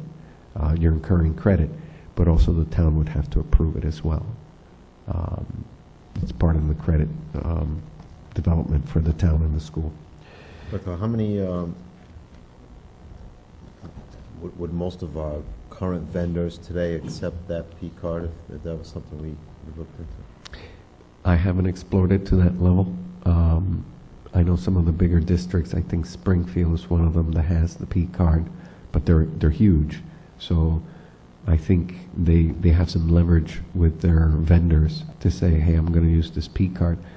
It really doesn't matter to many vendors, especially the bigger ones, because they're going to pay that percentage anyway to anybody buying with a credit card. It's just they can pay the bank, or they can pay partly to the bank and partly back to us who are doing the service or purchasing the service or the goods. I guess the argument would be that, well, hey, you guys are getting a 1, 2, 3% savings because you're not charging it. I mean, if we go to a P card, then everyone raises their prices. But I'm not even looking at it. I think it's a good idea, not so much for the reimbursement, but just the. I mean, there would be a record of every single item, every penny spent. There'd never be an issue of misplaced or True. We still keep a record of every penny we spent. The office is full of Well, I'm not saying- invoices. I'm not and- implying that we don't, but I mean, it would just be an automatic thing. I mean, just like your own credit card at home. True. Every You would purchase get a make, you're statement. going to get in your statement. You would There's no- definitely get a statement, yes. I just want to get back to the report itself, contains 18 recommendations. Certainly, and I didn't count the P-card recommendation. I thought it didn't make sense for our district. So there's 18 recommendations, plus the key card recommendation. I would urge that we create a matrix that has the 18 recommendations and the status of each. Some need school committee approval, some are already the attention of the budget subcommittee, and I would urge that we accept this report, which it's on the agenda. I don't know if we have to go beyond that tonight, but I certainly believe we should look at those 18 recommendations and make decisions on each of the suggestions, whether we make a change, we don't, or we're following their advice. But it's a great report, so thank you for the presentation. I specifically had a question, and I think maybe a little more research on the transfers policy. Ironically, today, there's been chatter I'm on the listserv for Mass, and there's been chatter about DOR rulings that say you can't do what this suggestion says, which is weird because it's coming from MASPO, so I'll forward those to you, ask you to look at that, that's all. But didn't we recently approve the change in the transfer amounts? No, we talked about it. Also, we didn't actually We do did it. not change it. Okay. And then the other question I had was with regard to the town and whatever they allocate. Don't we have a memo of understanding that says X percentage or whatever? Yeah, what MASPA was suggesting is to get more backup from them Okay. as to, even if you're saying, okay, you're going to allocate 36% of the treasurer's budget to the work they do on behalf of the schools, if that amount in the budget changes, if you see a big change, like, I was surprised to see a big percentage increase in the budgeted lines for the treasurer's office, why? To simply ask the question and not just say, okay, the town sent you the bill, basically, and you didn't ask, well, why is the bill bigger this year than other years? Or if the bill involves staff that you don't regularly have information on, like the retirees, do you even get a list from them? We know there's a list. We know the ones who've retired recently, but there may be some people who've been retired for 20 years that we're still paying for that I never met. And so how many teachers or how many retiree staff are we paying benefits for? That was their biggest question. I just want to clarify, when you say bill, we're not reimbursing, they're using that as an allocation with To regards net to school how spending. the state calculates Yes. the net school spending. Yeah. So this is just numbers being Right. provided to the state so that the town is assuring them that we are above net school spending. And what they're asking is that we verify the town numbers, so it's another check and balance. And actually, the retiree, moving them into Medicare, that's strictly a negotiation issue. I mean, that's not something that There are is things that arbitrarily decided by the school committee or town. there are things that the town can do under the new regulations of, how benefits can be allocated for medical things of that nature. And I know George has looked at this long and hard.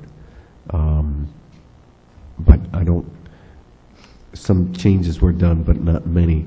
It was directed more at schools that had what they used to call the Cadillac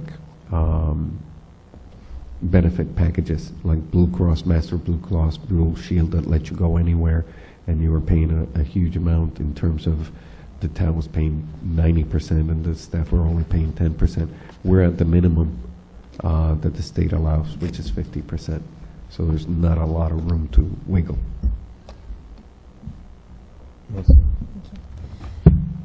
One of the other things in the list is also the budget document review, which isn't listed in the recommendations, but it's before. But I think it has a lot of really good recommendations in regards to the budget document. Mm-hmm. And then just some questions, just because I don't know the answers. Who's the human resources manager that's referenced here? They're calling Mickey Fredericks that. Okay, so they just refer, because they refer to the executive secretary, and then they refer to a manager, so they just, okay. One of their biggest issues is, most places don't have the superintendent also being the business manager, and by default, the business manager in most institutions, or the school business official, supervises areas such as maintenance, payroll, accounts, budgeting, human resources.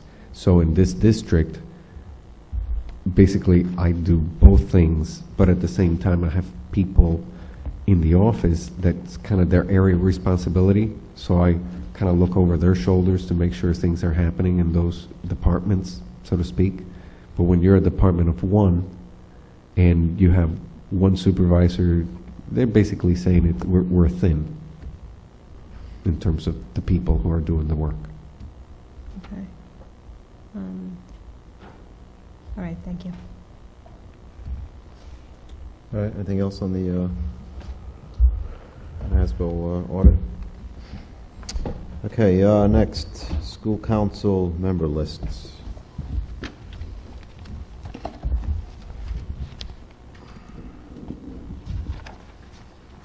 So we have a list in our packet. Is there something, Michael, you asked for this? Yeah, we're required to annually make note of who the members are. It appears that there's some vacancies, and if we could get our local access channel up, perhaps we can post that as vacancies in the various schools. Okay. All right. So just to, each school has a school council made up of teachers, administrators, parents, and also, townspeople. And obviously we encourage people to take part and become active in the schools. That's one way to do it. School councils do have an active role, and they should be making recommendations to the school committee as far as issues in the individual schools. I know that's something we've been trying to push, but it is important. It's not, they don't meet to decide, field trips and stuff like that. They meet to discuss specific issues to that school, recommendations, whatever the case may be. So it is something that, especially if you have a child in the school, it's something you should definitely, and they won't turn anyone away. Something that you could become part of. So I would encourage those of you out there to go ahead and contact your local school and ask them how you can get on the school council. They also sit with members of the school council and help participate in developing the school improvement plans that get presented to us, that are part of the way that we do our district improvement plan. So it's... It looks like the Westport Middle School is looking for 2 more parents and a community volunteer. And then the Westport High School looks like they have 2 community member vacancies. So just in case anybody's interested. Okay. And if you need contact information, it's on the website. There's actually a link in each of the schools' website pages that hopefully will be updated soon. Okay, all good? Superintendent's goals, self-evaluation, FY13 goals.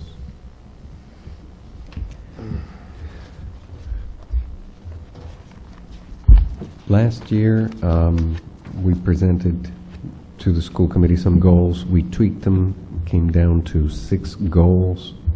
One of the things I tried to do was to go through these and actually say where we were with the goals, what has been done, what still needs to be done, or recommend to go further with that goal. So for example, goal 1 called for using MASBO and to develop a better budget document that got information from the school sites, that gave you information on the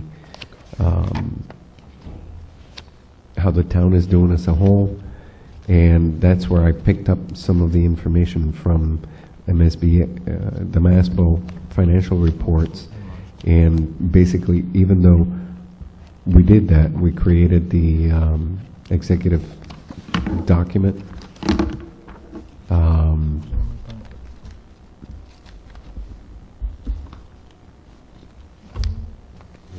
It wasn't in my packet. Right here. No, that's not it.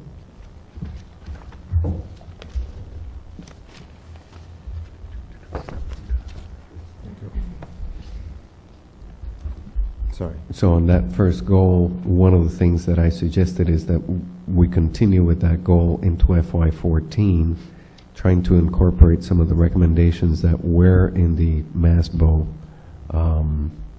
packet, so that perhaps we can do a better job of putting together not just a document that's comprehensive, but also that has more summarizing information such as charts and graphs that show, for example, how much we spend versus how much the regional spends versus the town, that kind of information that we have in there in more tabular form, but not necessarily as quickly visualized information in charts or graphs. So that would be one of those areas that I would suggest continues into next year.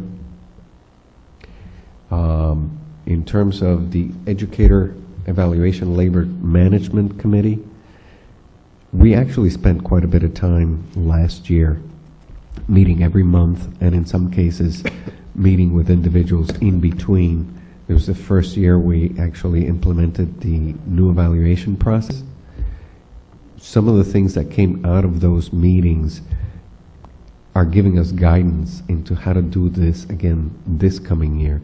So for example, some of the things that we agreed to amongst the group, administrators and educators, was, for example, if you remember the huge binder that I brought, everybody's saying it's not necessary to do those huge binders, that it would be more beneficial and time effective to basically have the educators describe what they did, and once they describe what they did, if the evaluator still has Point questions, of information. to If I could. I recognize there's a lot of improvements that can be made in the process of the self-evaluation. I just want to catch up because, as I noted earlier this week, I hadn't received what's your point of order?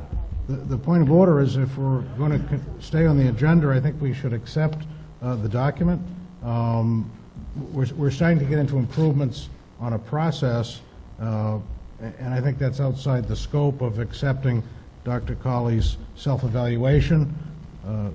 I think we should follow the agenda and I think we accept it. Continue. So basically, those were some of the recommendations going into this year. The other recommendation was to, the next step of the educator evaluation process is to determine district growth measures. In the law and the policy set together by the DESE, it says the superintendent will pick those measures. We have basically agreed to work with the educators to let them suggest to administration what those measures should be, and we've already had at least one day where that's all we did. We talked to the educators. So I would say this process needs to continue, but the focus this year, rather than on the actual process of the evaluation or the how the evidence gets collected should be turned over towards the district-determined measures, which is the next area where we still don't have a ton of guidance from the state. I still ask that, because I'm not following the agenda with this document that I just received. Mike, Dr. Colley's going over the superintendent's self-evaluation FY13. That's what he's going over. But we're having a lot of talk about He's talking what to about, do in the future. I think we ought to formalize the acceptance of the FY13 goals and his reflection on the FY13 period, which is the evaluation process. We're talking a lot of, certainly we're going to learn a lot from this. It's a great document, it's a great process. However, I think we have to focus on, these are the approved goals, and this is his self-evaluation under that goal. and he's, For last year. and he's I don't going, think, he's going over it. and we have not listed on our agenda that we're going to talk about how we'll approach FY14. And I see that as, If you see the agenda says superintendent goals, part of going through the self-evaluation is for the superintendent to propose goals for the following year based on what happened the previous year. but it says FY13 goals in the agenda, right? I Well, it I says- think we should focus on. It says the superintendent evaluation goals, process. self-evaluation goals for FY13. So it's all of it together. Let's cover the FY15, let's cover the 5-year plan, but I think we need to stay to the agenda. We have FY13 goals, We we're are, Mike. accepting a self-evaluation of that period. Dr. Colley, please. In FY13, Goal 3 was basically to take a look at whether students were actually passing their summative evaluations, which would be things like midterms, finals, or any measure that the staff was using to measure a cumulative amount of knowledge through the course of the instruction, for whether it be a year or whether it be a course that lasts a semester or even a quarter. Again, looking forward to the future when the state was going to demand that we answer which units of measure we're going to use to evaluate student progress and staff performance. So I actually, in the high school, because our system doesn't allow me to go in and actually run a statistical analysis, had to go student by student, class by class, all 300 and some students' transcripts for last year and tally up. And yes, about 90% of our students pass the end of the course assessment that's listed as a final assessment. However, there were some discrepancies that I found interesting, and I've already mentioned it to the principal. And I see the same issue perhaps at the middle school, where I also looked at their report cards. And that is that in some cases, students will pass the final, but not pass the actual course. So there's a question there whether, if the student can pass the final but not the course, what's keeping them from being successful in the course as a whole, where a summative measure of the end of the year assessment is saying they learned what they were supposed to learn. So something is amiss there. The reverse is also true. You have some cases where the students passed the course, but they miserably failed the end of the year assessment. One of our questions is whether some students are actually trying to calculate, if I already have an A in quarter one, A in quarter two, and so on, then if all I want to do is pass with the 65, I don't have to worry about the final. However, that's going to be a problem for us if the state is now saying you have to identify what are those summative measures, and they're not talking about the end of the year grade, they're talking actual tests. So if kids are perhaps not paying as much attention to their tests, it's going to reflect on them and their growth, and it's going to reflect on the staff, and this is supposed to be part of our evaluation process. Who decides what that measure is? Is it the district that decides what will be used as a The measure? state basically said the superintendent's supposed to decide. We have worked with the educators to say We're going to let you suggest to us at the district level, what is it you want to use? But my concern is, if they start to use, it doesn't matter what the measure is, if it's only one of their grades and students are not seeing that one particular assessment as important because they may still pass the course anyway, we may have a discrepancy where we may say, for example, in a course where it's easy to get a grade just by showing up and doing the work day to day, but then all of a sudden you get to the final and kids just don't pay much attention to it and they don't do well in the final. When we start looking and reporting to the state how well our students are doing or how well is our staff doing in those courses, based on that final measure, whatever it is, whether it's a final or a project or a paper, if the kids are not doing well, it's going to skew our view of those teachers and those students, even though they're passing the course. And that's what I've asked the administration to bring back to the staff and start trying to figure out, okay, what are we going to do about that? The state's telling us we have to have mini MCAS for every course that there is so that we can evaluate our staff and our students' progress. What happens if it, the kids are not paying attention to that one measure? It's like, the complaint that we sometimes get with the MCAS, if a kid had a bad day, or series of bad days, because usually MCAS is 2-3 days, you're saying the kid doesn't know anything, when in fact the kid may know a lot. Just the MCAS is not measuring it on that particular kid that particular day. So it's one of those things where we want to look at more closely as we go into FY14 with the district determined measures. Goal 4. Again, that was to create these, work to create midterms and finals. I think the middle school did a great job for the most part. Most of the staff actually created their midterms and finals, and in many cases we'll probably end up using them as the district determined measure for those grade levels. We did have a lot more work to do in the area of art, music, and PE, although they did some very good work earlier toward the end of this summer.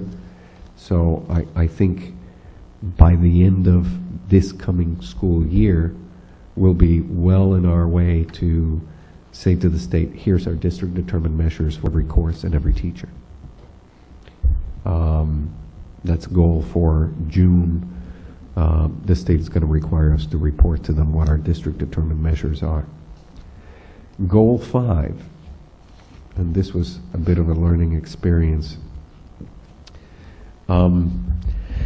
We're asking to increase student scores in the MCAS between about 5%.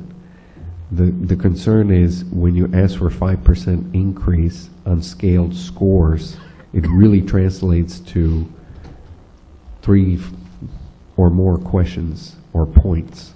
A better goal would have been to look for an incremental increase in the number of points in the scale score.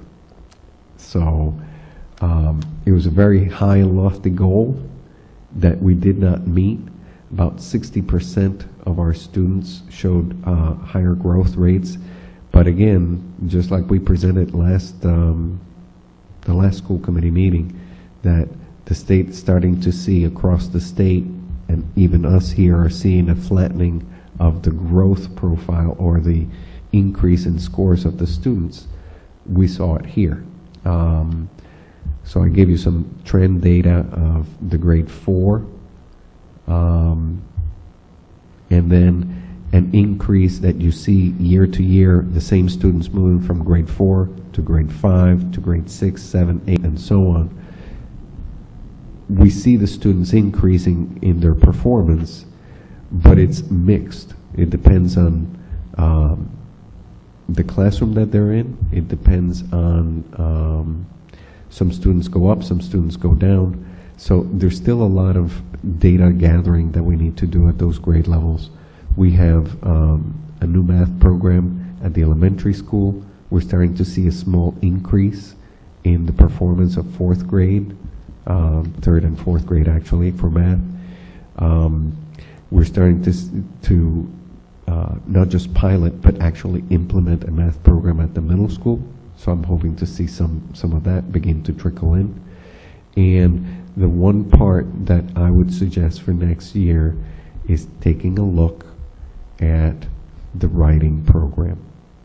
We have a mixed mash of different approaches that people have learned, or we have provided staff over the years with training for writing approaches. And we see a marked decrease in the performance of students, at least in ELA, going from third grade to fourth grade. And in part, we're attributing that to the writing scores. Third grade is more of a reading test. They don't have an extended writing section. I'll give you an example. Many of our students in fourth grade, when they take the MCAS, are expected to write a whole essay. Now, the essay for many of our students takes them an hour, some of them 2 hours. Some of them spend all day writing a draft and then putting it in clean form.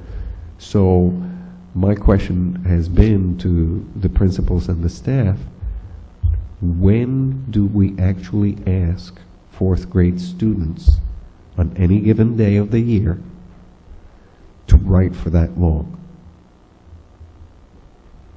And I don't think we do.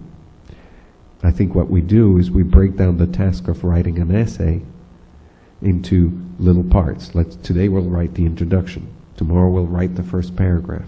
The next day we'll go and look at the supporting paragraphs that should go into it. Then the next day we'll go and look at the last summarizing paragraph. So you end up with 5-paragraph essay. But it's taken you 5 days to write a 5-paragraph essay. Yet on the MCAS, we're not asking them to do it little piece by piece with breaks in between. We're asking them to sit down and write for the whole time. So we may do it once as a review for the MCAS, but we don't do it on a sustained basis. So that's one of the areas that I know Dr. Dargan's going to be working with the staff to look at how we teach writing and how do we bring them to that expectation that when they get to fourth grade, they're going to sit there for a few hours and just write. So we need to increase the amount of writing the students do, maybe not just in English, but in other areas, social studies and science. So that's an area that I'm going to say we didn't meet that goal. I did not meet that goal. Although we certainly put effort into trying to improve what we have to teach with. And I'm saying let's go back next year and look at increasing some of those scores, but target specific areas. So for example, making sure we have more students getting a 3 or a 4 on the writing prompts, which is out of 4. So we have a lot of students getting 1s and 2s instead of 3s and 4s. So when you start to add that up, it's bringing our kids' scores down. So when you see from 3rd to 4th grade a dip in the MCAS performance, most of it I think you can attribute to the writing piece. So that's a goal that I would continue for next year. The last goal was basically trying to make sure students are reading on grade level. At this point, I would say we have about 75% of the students reading on grade level between kindergarten and 4th grade. We've been keeping track of that. If you've been to the elementary school, obviously the kids' names are not up there, but there's a chart that the staff keep to keep track of every student and their performance in reading, which I think has helped us keep track of the students that are struggling. I'd like to see the performance increase even a little bit more, making sure more of our students are reading on grade level. So last year the goal was 70% of our students reading on grade level, and I would say we could probably push it a little bit more to 75%. I'd like to make a motion that we accept Dr. Colley's end-of-cycle report on progress towards each goal and performance against the standards. This reflects cycle step 5 in the DESE evaluation process. I'll second. I don't really need a motion. Not accepted. However, a motion has been made and And is seconded. appropriately. Any discussion? So the discussion, I make this motion for consideration of accepting this as document as Dr. Colley's self-evaluation. It's step 5 on this brand-new evaluation process that the state's come up with, and I believe this document is this end-of-cycle report, which is what it's called for as we move forward here. As we worked with between the administration and the educators, one of the pieces that was suggested, and we've agreed to as a group here in the district, is to allow a back and forth discussion when you get to this part of the evaluation process. In particular, instead of providing a huge tome of information, yay thick, but to instead have a first conversation, talk about the goals, which is partly what we did today, and it's the reason why I asked for it to be under informational section instead of the action section, because the other part is I'm asking school committee, how much more information do you need or evidence do you want me to gather for you in what areas, so that I know what to prepare for you, so that you can go back and create that document that you do every year of proficient, advanced, needs improvement, and satisfactory. So today I was not coming to look for it to be approved. I was looking to give you data on the goals and ask what other evidence you wanted or needed. Obviously, you get a lot of reports, like the middle school one, the Massville one, and so on. What more do you want me to bring to you, if anything, in order for you to be able to make an assessment of the rubric that has like 35 different elements? I just, for the record, like to reference page 7 of the state's document entitled Implementation Guide for the Superintendent's Evaluation, dated January 12th. And we're at cycle step 5, and we go forward in step 5 with our responsibility of a summative evaluation report. We can't start that until we accept this document. So I see we have no flexibility in following this mandate that the state put out, because this is the end of the cycle report. I assume. It does not have a title on it, so I don't, it says self-evaluation, but is as the end of cycle report, yes? It's not necessarily all of it. That's why I came to ask what other evidence you wanted. Well, Dr. Colley, if you're asking us, I mean, if we're going to have a dialogue, that would come out in our summative evaluation. It's not generally how it's done with the other educators. Usually you meet with your supervisor, you present your goals, you present what else you've done, and you ask, is there anything else you need to hear about? Michael, Dr. Colley has given us his self-evaluation, his goals, whether he met him, didn't he? He's asking the committee what else the committee would like from him. A copy of page 7 from the document that I have expressed interest in following that document in public quite a few times. Well, my suggestion That's would the be, Dr. guidebook. Colley, we certainly don't need a 6-inch binder, if that's what you think. That's exactly what I'm asking. What is it you need or would like to see? Is there any particular area that you feel you don't have enough information that you would like Again, more evidence there's a on? motion. Still under discussion. Okay. And I think I've explained why I made the motion. Yep. I'm looking here at the document. All in Is that Michael? It's on the state website, which I'll see what I can do here. All right, any further discussion on that? All in favor? Aye. Aye. told, I abstain. I think it's out of order. It's the information on the agenda. We don't need to be making motions. He made a presentation. There's no need for this motion. This is not an action agenda item. Yeah, I don't I'm know. not voting.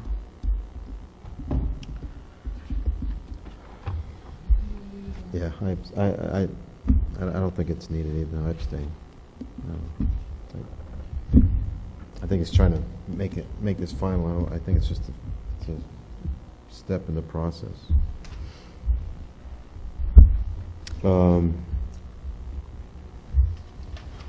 So I declare the motion passed, 2-0, correct? 2-0.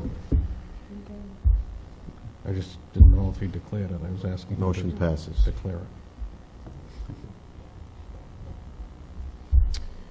All right, so we finished the action agenda, correct? Did we miss anything on that? Oh, I'm sorry. FY14 budget update.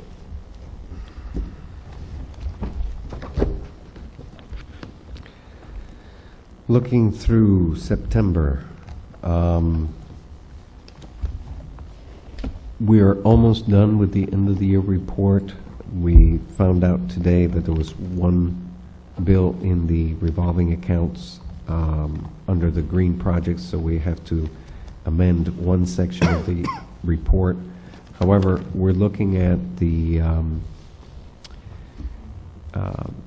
reports, and there is one area that worries me. We do have the professional development funds already beginning to accrue negative balances. It's under the expenditure report, general fund, page 3. You see the professional developments, and you see a lot of minuses. Those are those 3 days out of the 5 that staff get to do professional development, and until we have all the staff in place and we have our payroll lists for the year, they're held in the teachers' accounts as part of their salary, but it's not really salary that should be reported in those lines. It should go to professional development lines because the state requires you to report it as such. So those will be transferred again. Those may be some of those changes that if we make changes to our policy on how to do transfers, we may take a look at that. Right now, under the general fund, we're about 11% expended. So figure you have 10 months when the students are actually here, so 10% is not out of the question. In terms of the salary accounts, I don't see too many of those issues. My only concern is that we did add several things this year. A 4th grade teacher that we hadn't accounted for. We added a kindergarten teacher because of our increased students in kindergarten. We've added now a data position, for lack of a better term, and we have added, we're going to probably end up adding either a teacher or a teacher and a TA. We have a family that moved into town with a student that has special needs that perhaps will need additional services. In order to provide those services, we could consider having the student in a separate program, where he's currently in a separate program at this point, but transferring him to us, we don't have a program like the one the student's coming from. However, we have other students that are already placed outside of the district that may benefit if we create such a program. I wouldn't say this year we would see a savings, but if we create a good program and we can bring at least one more student back, it would pay for itself to create this program now. We do have some students that may benefit from partially participating in that program. So when you look at the circuit breaker account, we may be able to take the funding from there. As you recall, we prepaid part of the special ed placements. That gives us a little bit of extra money in this year's budget. However, if we use this money, we will have very little reserves into next year. Because what we did is, we had a hole in the budget, we filled it from last year's leftover funds by prepaying. So if this year we don't have any leftover funds, whether it be from circuit breaker or anywhere else in the budget, we will have to increase our budget request to the town by that $200,000 that we put aside for SPED tuitions. So that prepay is basically a one-time funding source from last year into this year, but it doesn't generate into the future unless we happen to have savings or we don't use that money at all. So if we don't use it, we may be able to do the same thing again next year. But right now, I'm not sure how much this student's going to take, because I just got the IEP today. For the first time saw it.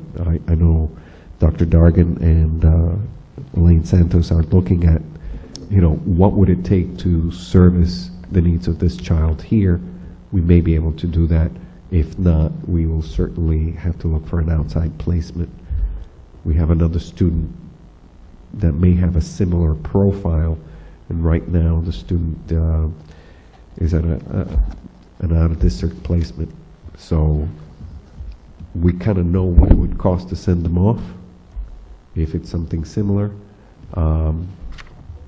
And to be honest, I'm thinking it may be better to provide the program here and give the opportunity. One, if there's other students that can benefit from that program, maybe we won't ever have to even question sending them off, and perhaps bringing a student back next year. So that's the one part that I'm a little concerned. There are a couple of journal entries that we got to do under the general fund description, under supplies and materials. For example, under school committee, we paid the MASC payment out of the wrong account. So you see a minus 4,563. That really should go into the next line. Page 1 of the expenses, regular education expenses, 315.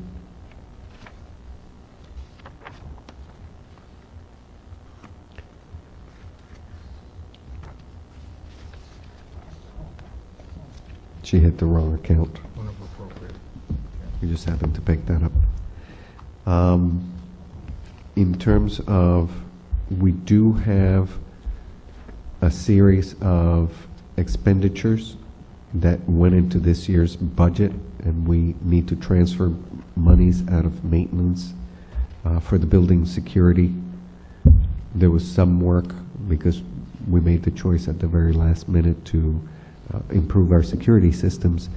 We had all the materials and they did most of the work, but there was a little bit of work still to be done in this fiscal year. So you'll see about $8,000 that we had to transfer to cover the last of that expense. So our regular ed expenses are about 14-15%. Partly it's higher than the 10% that you would see normally on the salary accounts, because a lot of our expenses are supplies that we buy at the beginning of the year. So it's usually a little bit bigger than the 10% that I like to see. On that area, you also see an amendment to the budget under the SPED expenses, the 325 lines. There's $50,000 in there that was transferred from transportation. Goes into this year's budget, and that was used to cover the legal costs of a SPED case where the arbitrator chose to send a student off. And again, looking at the total SPED expense. Just clarify that the $50,000 was used to the legal fees. pay the program, wasn't the 50? No, this wasn't- one was the legal fees. That's 50 in legal fees. The Yeah, program but- we spent out of last year's funding. This was a transfer. So looking at SPED tuition,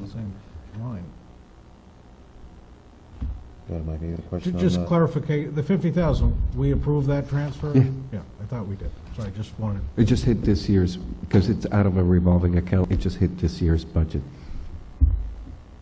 so from a revolving account transportation, regular revolving account transportation, to pay a legal expense Right, for a special ed case. right. But the funds that go in to, I understand we've approved it, but the funds that go into the transportation account are funded by both special education and regular education student fees. Some of it is through So student we're using fees. student fees to pay legal expenses. At the end of last year, that's what we had left. So that's why we, asked the school committee to vote and make the transfer. In terms of sped tuitions, we still have the balance of the circuit breaker, which is basically close to $200,000 that we prepaid. So I'm saying we're still good for the year as long as we don't get any more students. I think I can account for the one coming in. Whether they go out of district or they stay within the district, I'm thinking staying within the district may help us in the long run.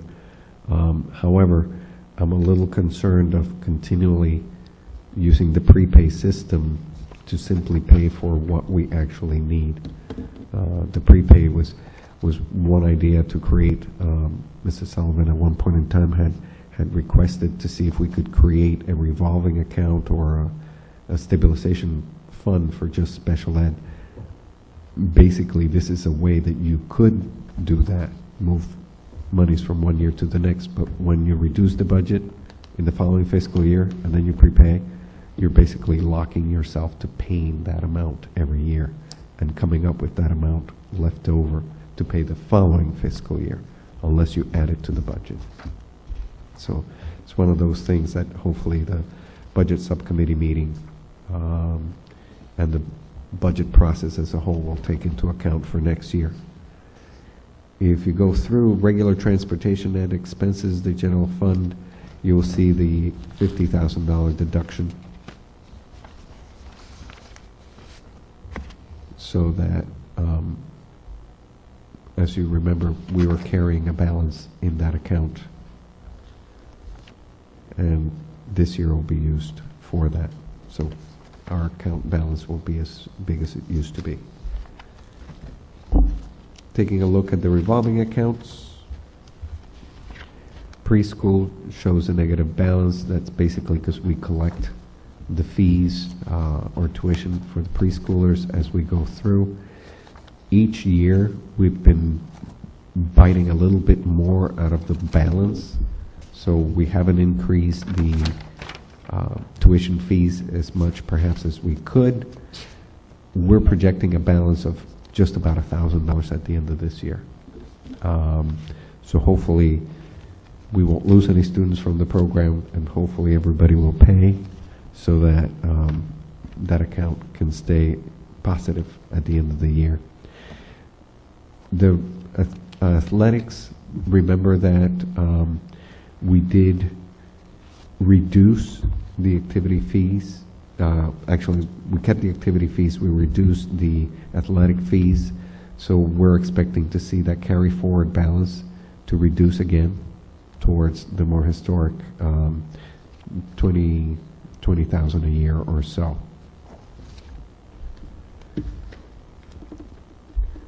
School choice, by the way, is pretty much done. We have it there just so people remember we used to have a student school choice account. We haven't done that for a couple of years now. E-rate is carrying forward only $6,000. We tend to use that. It's not a huge amount, but every little bit helps for that. My other question is transportation. As you see, we had a large balance, which is why we chose to use that area to do the transfer. We went into FY13 with a carry forward balance of 155,000. We just took 50 out. We also reduced the fees a little bit. By doing so, we're expecting to see a projected balance down to about $36,000, $37,000 at the end of this year. So we went from carrying well over 100,000 in that account to less than $40,000. And I'm going to remind you that this is the year where we negotiate a new contract for the following fiscal year. So we obviously know what our budget is right now for transportation. My hope is that the cost of the new contract with whoever bids the lowest is either the same or not too much more, because unless, and hopefully we'll go out to bid early enough to make sure that we can perhaps project to the contract to make sure that we have enough money in the budget for next year, whether it be using this projected balance or whether it be adding money to our budget request for next year that we can cover our transportation cost. We have been very lucky in the last few years. The fuel clause actually has worked in our favor.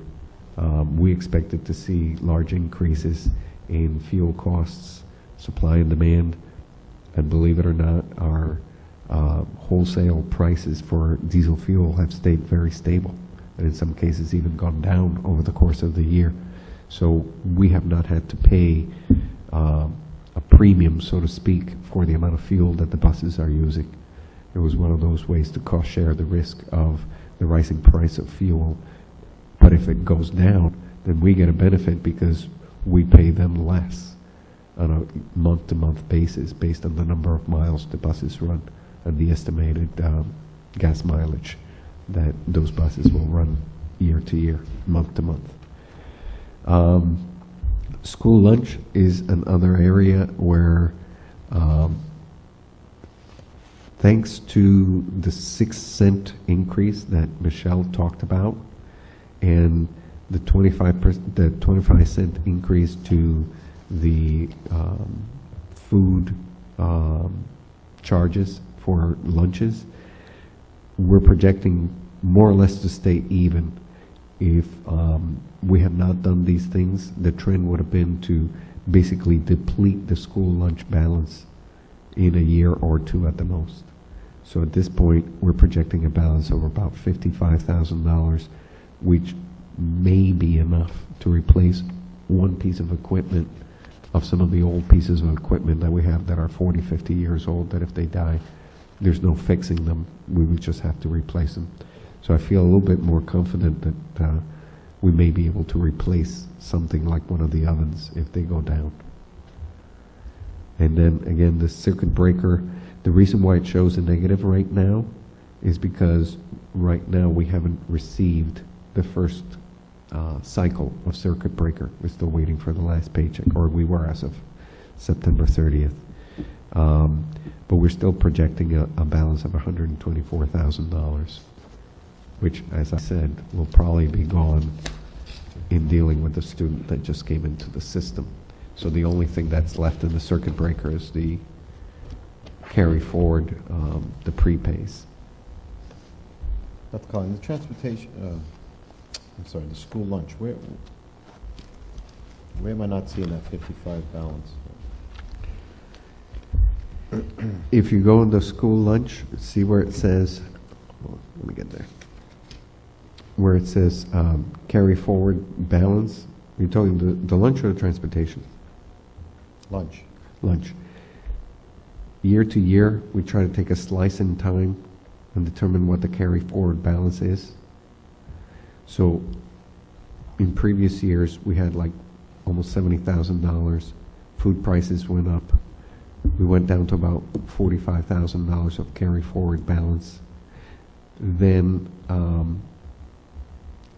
we did not know if we would get that 6 cents, but we kept seeing the price of the cost of the food actually continue to increase. So we increased the what we were going to charge the student by 25 cents, and then we had an extra 6 cents of reimbursement from the state, for the federal government, really, so that the revenue, we added to the revenue about $12,000 and about $52,000 of an increase. So that gives us a projected revenue minus the projected expenses to give us a balance of $55,000. So if we did not do the increase, we may have been either breaking even, which the 6 cents, and if we didn't get the 6 cents, we may have gone into a negative balance in the school lunch. It's just, with the new regulations for nutrition, they're asking us to provide a lot more vegetables, fresh vegetables, going local. And when you start doing that, it's excellent, it's great for the students, but people need to realize that it costs a little bit more to be a little bit healthier. Okay. Any questions? Yep. Thank you for the report on the budget. A couple of questions I had, and actually we answered the first one, and that was the difference in the balance of the special ed line item compared to 2013's budget. So the 527.2 thousand versus, for this year, versus last year's 349,000. In fact, the difference, approximately 93,000, 50 of it is due to a transfer out, or no, because that came out of revolving accounts. So the 50 isn't implicated. So we're currently at an increase of $93,000 compared to last year on special ed. And certainly we know that's a figure based on number of students enrolled in district and out of district. But how does that compare, the spending of the 527 towards the total allocation of the 1.9 million? Are we on track compared to last year?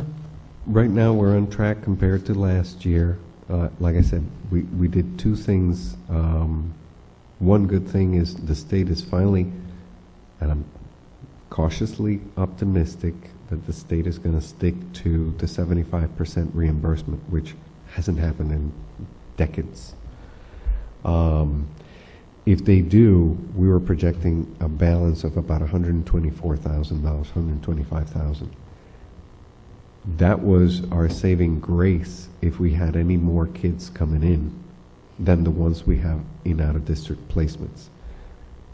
Usually, my hope is they don't come in until later in the year, so that's less months that you're going to pay. So the cost tends to be less, because one kid could be $100,000, $200,000 if you include the transportation. So right now, we have a $125,000 balance, which I think will be gone by the end of the week once we figure out whether this student's going to go or going to stay, and we're going to provide staffing here to create a program. The other part is the $200,000 that we prepaid, so that's money that we banked going into this year to pay for the tuition that we have out there. If no other kids come in, we may end up with that $200,000 still sitting on our books in June, but the problem is going to be in the following fiscal year, FY15, we will have $200,000 less in the budget than what we need to pay for, because those kids are not exiting the system.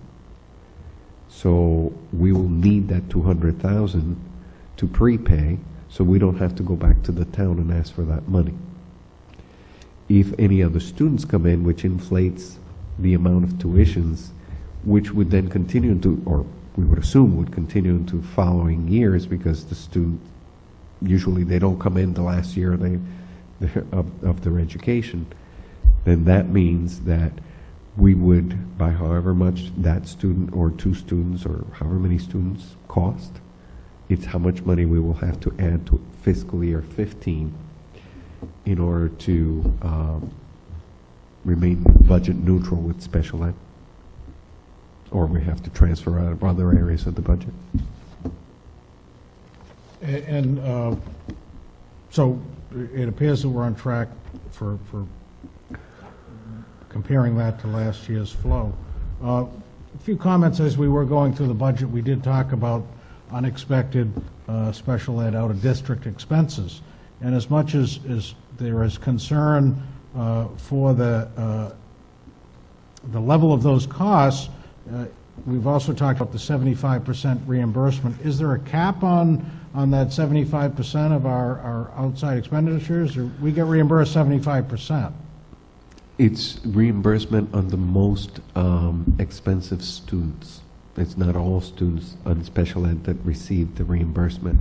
They actually have a rubric of, you have to spend X amount above the normal amount that you would spend for any other student before they even begin to reimburse you.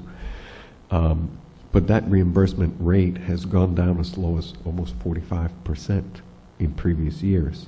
So it's one of those political footballs that every year the state engages in, saying, probably, the people who want to look good, it's like, we want to give as much of a reimbursement as we can, so the percentage amount gets put into the budget as a higher amount. And other years, like a couple of years ago when we went into the recession, that's when it dropped way down. We usually have quite a few meetings with the state education department, finance section, to try to track what the legislature and the governor are thinking about in terms of how they're going to, What they said in there, right? But what they're going to put into their budget, so we can try to estimate what to put in our budget as a reimbursement figure, because we count that as revenue against our expenses coming up the next year. When does that figure come up? When is that set in stone?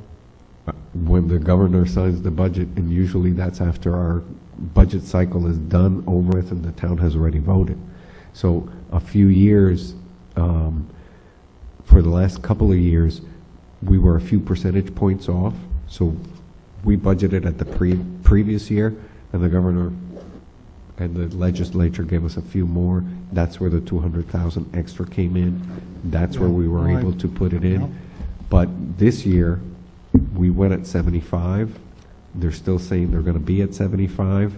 So that 200 will roll into this year. And if we don't use it, we may be able to roll it into the following year and so on. Right. But Actually, what I was trying to key in on is, as we're making decisions regarding out-of-district placement, as we brought that up, it's important to note that we are anticipating a continuation of a policy of 75% reimbursement of eligible services, but in the case of severe cases where students' needs are very high and they meet that criteria, we receive back 75% of what's expended based on. of anything, I think it's beyond, last I heard was about $35,000. So anything we spend above in many 35. cases, Yeah. that is an appropriate placement where we can't meet a student's needs. And Exactly. I'm looking at it from the budget standpoint, that if that increases, we will then receive some of that amount back the following year as a Well, revenue. We're already projected that increase into this year. So our hope is that for next year, they'll maintain that level of reimbursement. Right. But again, it's changed over the years. Thank you. And my hope is they stay there. Okay. I just had some comments in regards to the budget. I think it's very helpful to have the details, the actual reports, the system-generated reports. And I don't know if this is something that we want to talk about in the budget subcommittee, but I think what would be helpful is, as we move forward, to definitely have these, but have almost main headings in regards to salary, supplies, equipment, and knowing this is what is expended, this is what is remaining, and then even forecast it out based on the current trend. I think that would be helpful as we're starting to develop it. So we can see, are we going to overexpend or underexpend? And in some of the cases, and again, I can follow this. It's not that I can't, but I think it would be helpful as a committee so that we can see in total, you know, if we took some of these, like the, you know, supplies and materials, there's a number of times those things are repeated throughout the budget. So by doing a cumulative kind of overview of what we're looking at and then going back into the detail and saying, okay, well, if we have $50,000 remaining in supplies and, you know, well, okay, maybe that's an issue, so then we go back and see where it is. I think that just might help to stem some of the conversations. One of the questions that for the last 4 years, we've gone back and forth. It's hard to do it both ways because the accounting system that we have that holds the budget, you can either break it down by cost center, which really is the way the end of the year report gets done, or you can just lump it all together. Our accounting software, I mean, I can tell you, I've looked at 3 different other ones, but they're so expensive to switch, and the town would have to switch along with us. For example, most towns are now using things like Munis, which would allow you to do that because it would allow you to go into each of the cost centers, pull out the supply lines from the MAC, the West, the middle school, high school, central office, and give you that collective amount. Here, we would have to do that by hand every Right. time you get a report. And I would imagine as the business offices yourself are analyzing the budget, you do have to do that at some point. So that's what I mean. I wouldn't imagine it would be system generated. I would imagine it would have to be an Excel spreadsheet that actually, you know, I mean, that's... The concern is the system doesn't necessarily talk back to the Excel sheet. Oh, no, this is, I'm So- talking about you would be manually entering in the numbers. It's not, Well, or not we maybe do not that. you or We do that with whoever. the salaries because those are the ones that tend to give us the bigger swings when you're talking about a teacher leaving or a teacher that retires and we hire somebody at a lower amount. That's where you get those chunks of money that are substantial enough to really consider it. When you're talking about trends, for example, in supplies and materials, it's easier to look at end of the year reports over like 3 years and look at those lines and say, hey, how come the elementary school has $3,000 left over in May every year and they haven't used it? So why is it in that line? Can't we move it somewhere else and, you know, put it to use rather than to say, we get to May, we got $3,000, we're not going to use it in May, what do we do with it? So we can do that analysis more, you know, 3-year basis. Doing it within the course of the year, usually we do that come March. That's when we go down to that level.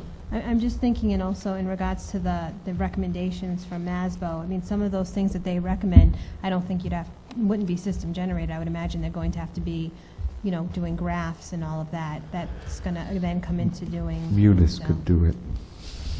Well, I guess people are lucky to have those systems. Trust me, Anything that I've used has been... I had that conversation with them. I said, you know, what system are you guys using to create all these beautiful things? And it's like, oh, Munis does all this. You just press the button and... Yeah, unfortunately. And I've seen them do it. That's the other part. I've actually gone and it's much better system. Thank you. Okay, let's move on. Routine matters. Approval of minutes, Tuesday, September 17th, 2013. Is there a second?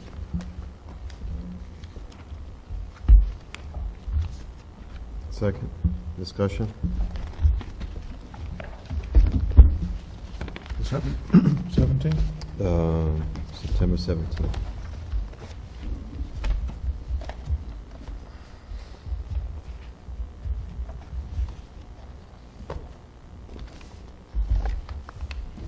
Well, at some point in this meeting, there was discussion on classification of positions.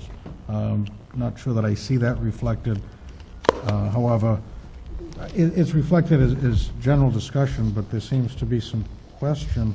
And I mean, this is, accepting this is with the knowledge that we have, I assume, a tape of the meeting. Is that correct?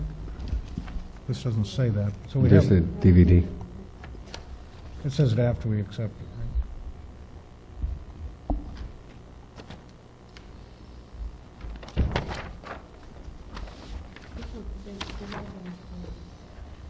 right? Right, so I'm comfortable with the minutes pointing to that discussion and thought. All in favor? I, Aye. Approval of minutes of Wednesday, September 25th, 2013.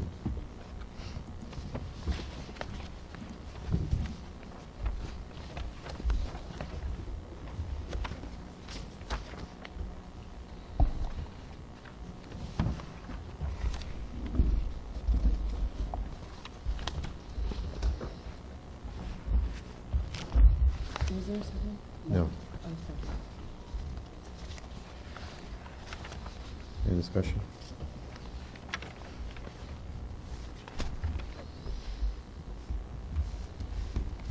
All in favor? Aye.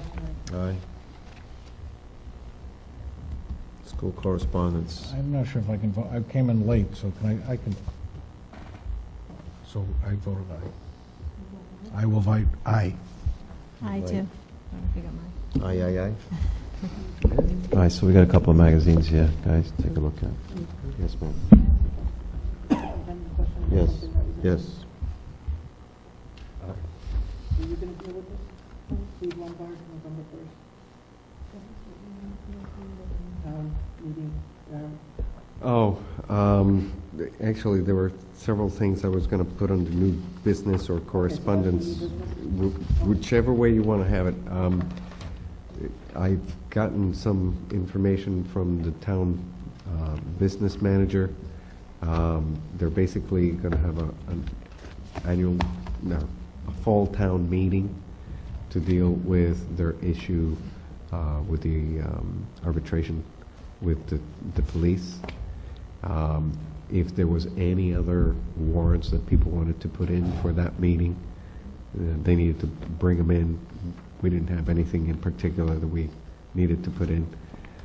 I also got a policy on one-time revenues that the selectmen voted. Doesn't necessarily apply to us, but it came in today, so I printed it, and I figured it's something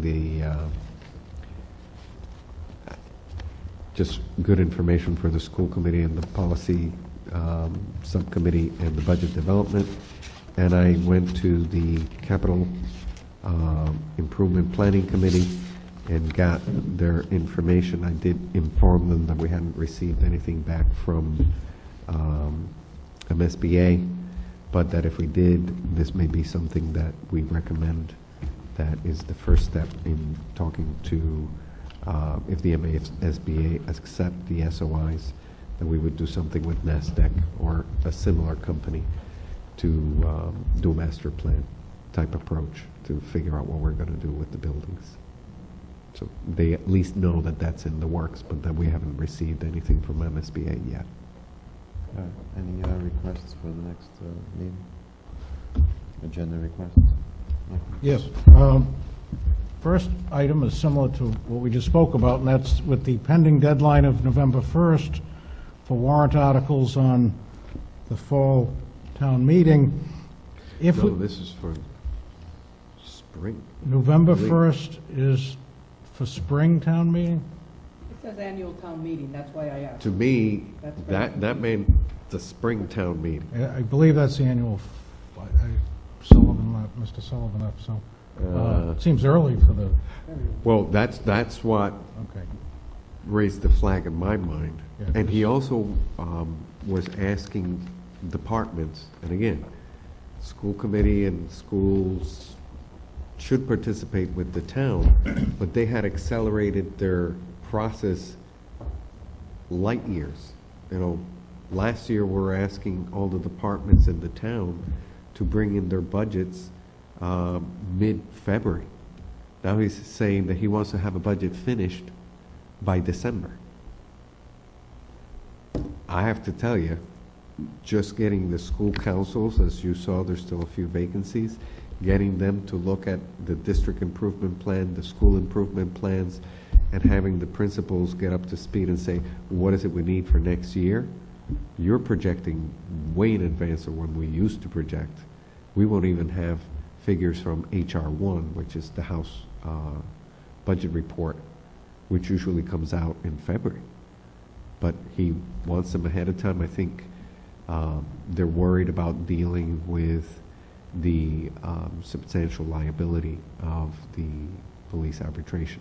Right. So on that item, I might comment that you should ask for clarification, because in fact, we no longer have an annual town meeting. We have 2 town meetings.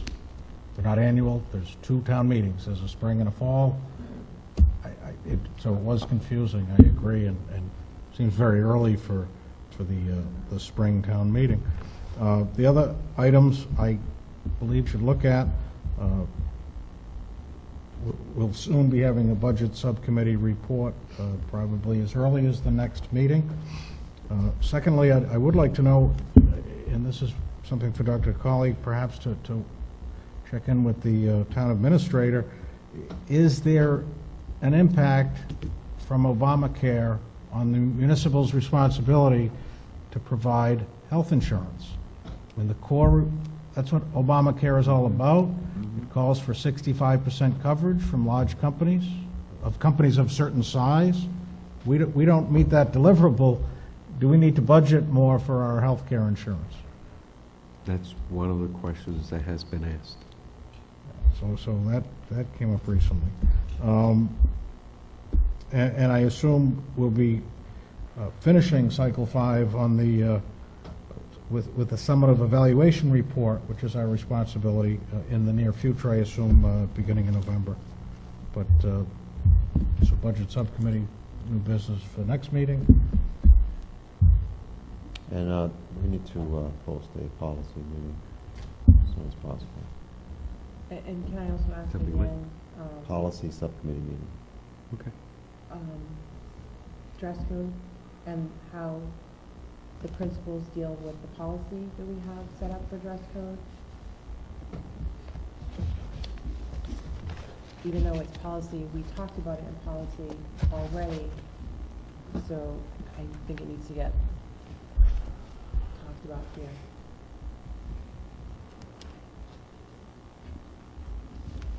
So to the extent that these items can, they will be the first thing on the next agenda. Well, I'd like to see that one before it gets hectic with budget stuff. Yeah, that's what I'm saying. No, yeah, they need to get put on. Some of Michael's stuff is budget. and that's coming They up. need to get put on the next agenda. Anything else? There's something else that we mentioned. We talked about the ceiling. Oh, yeah, the ceiling. An update on the ceiling.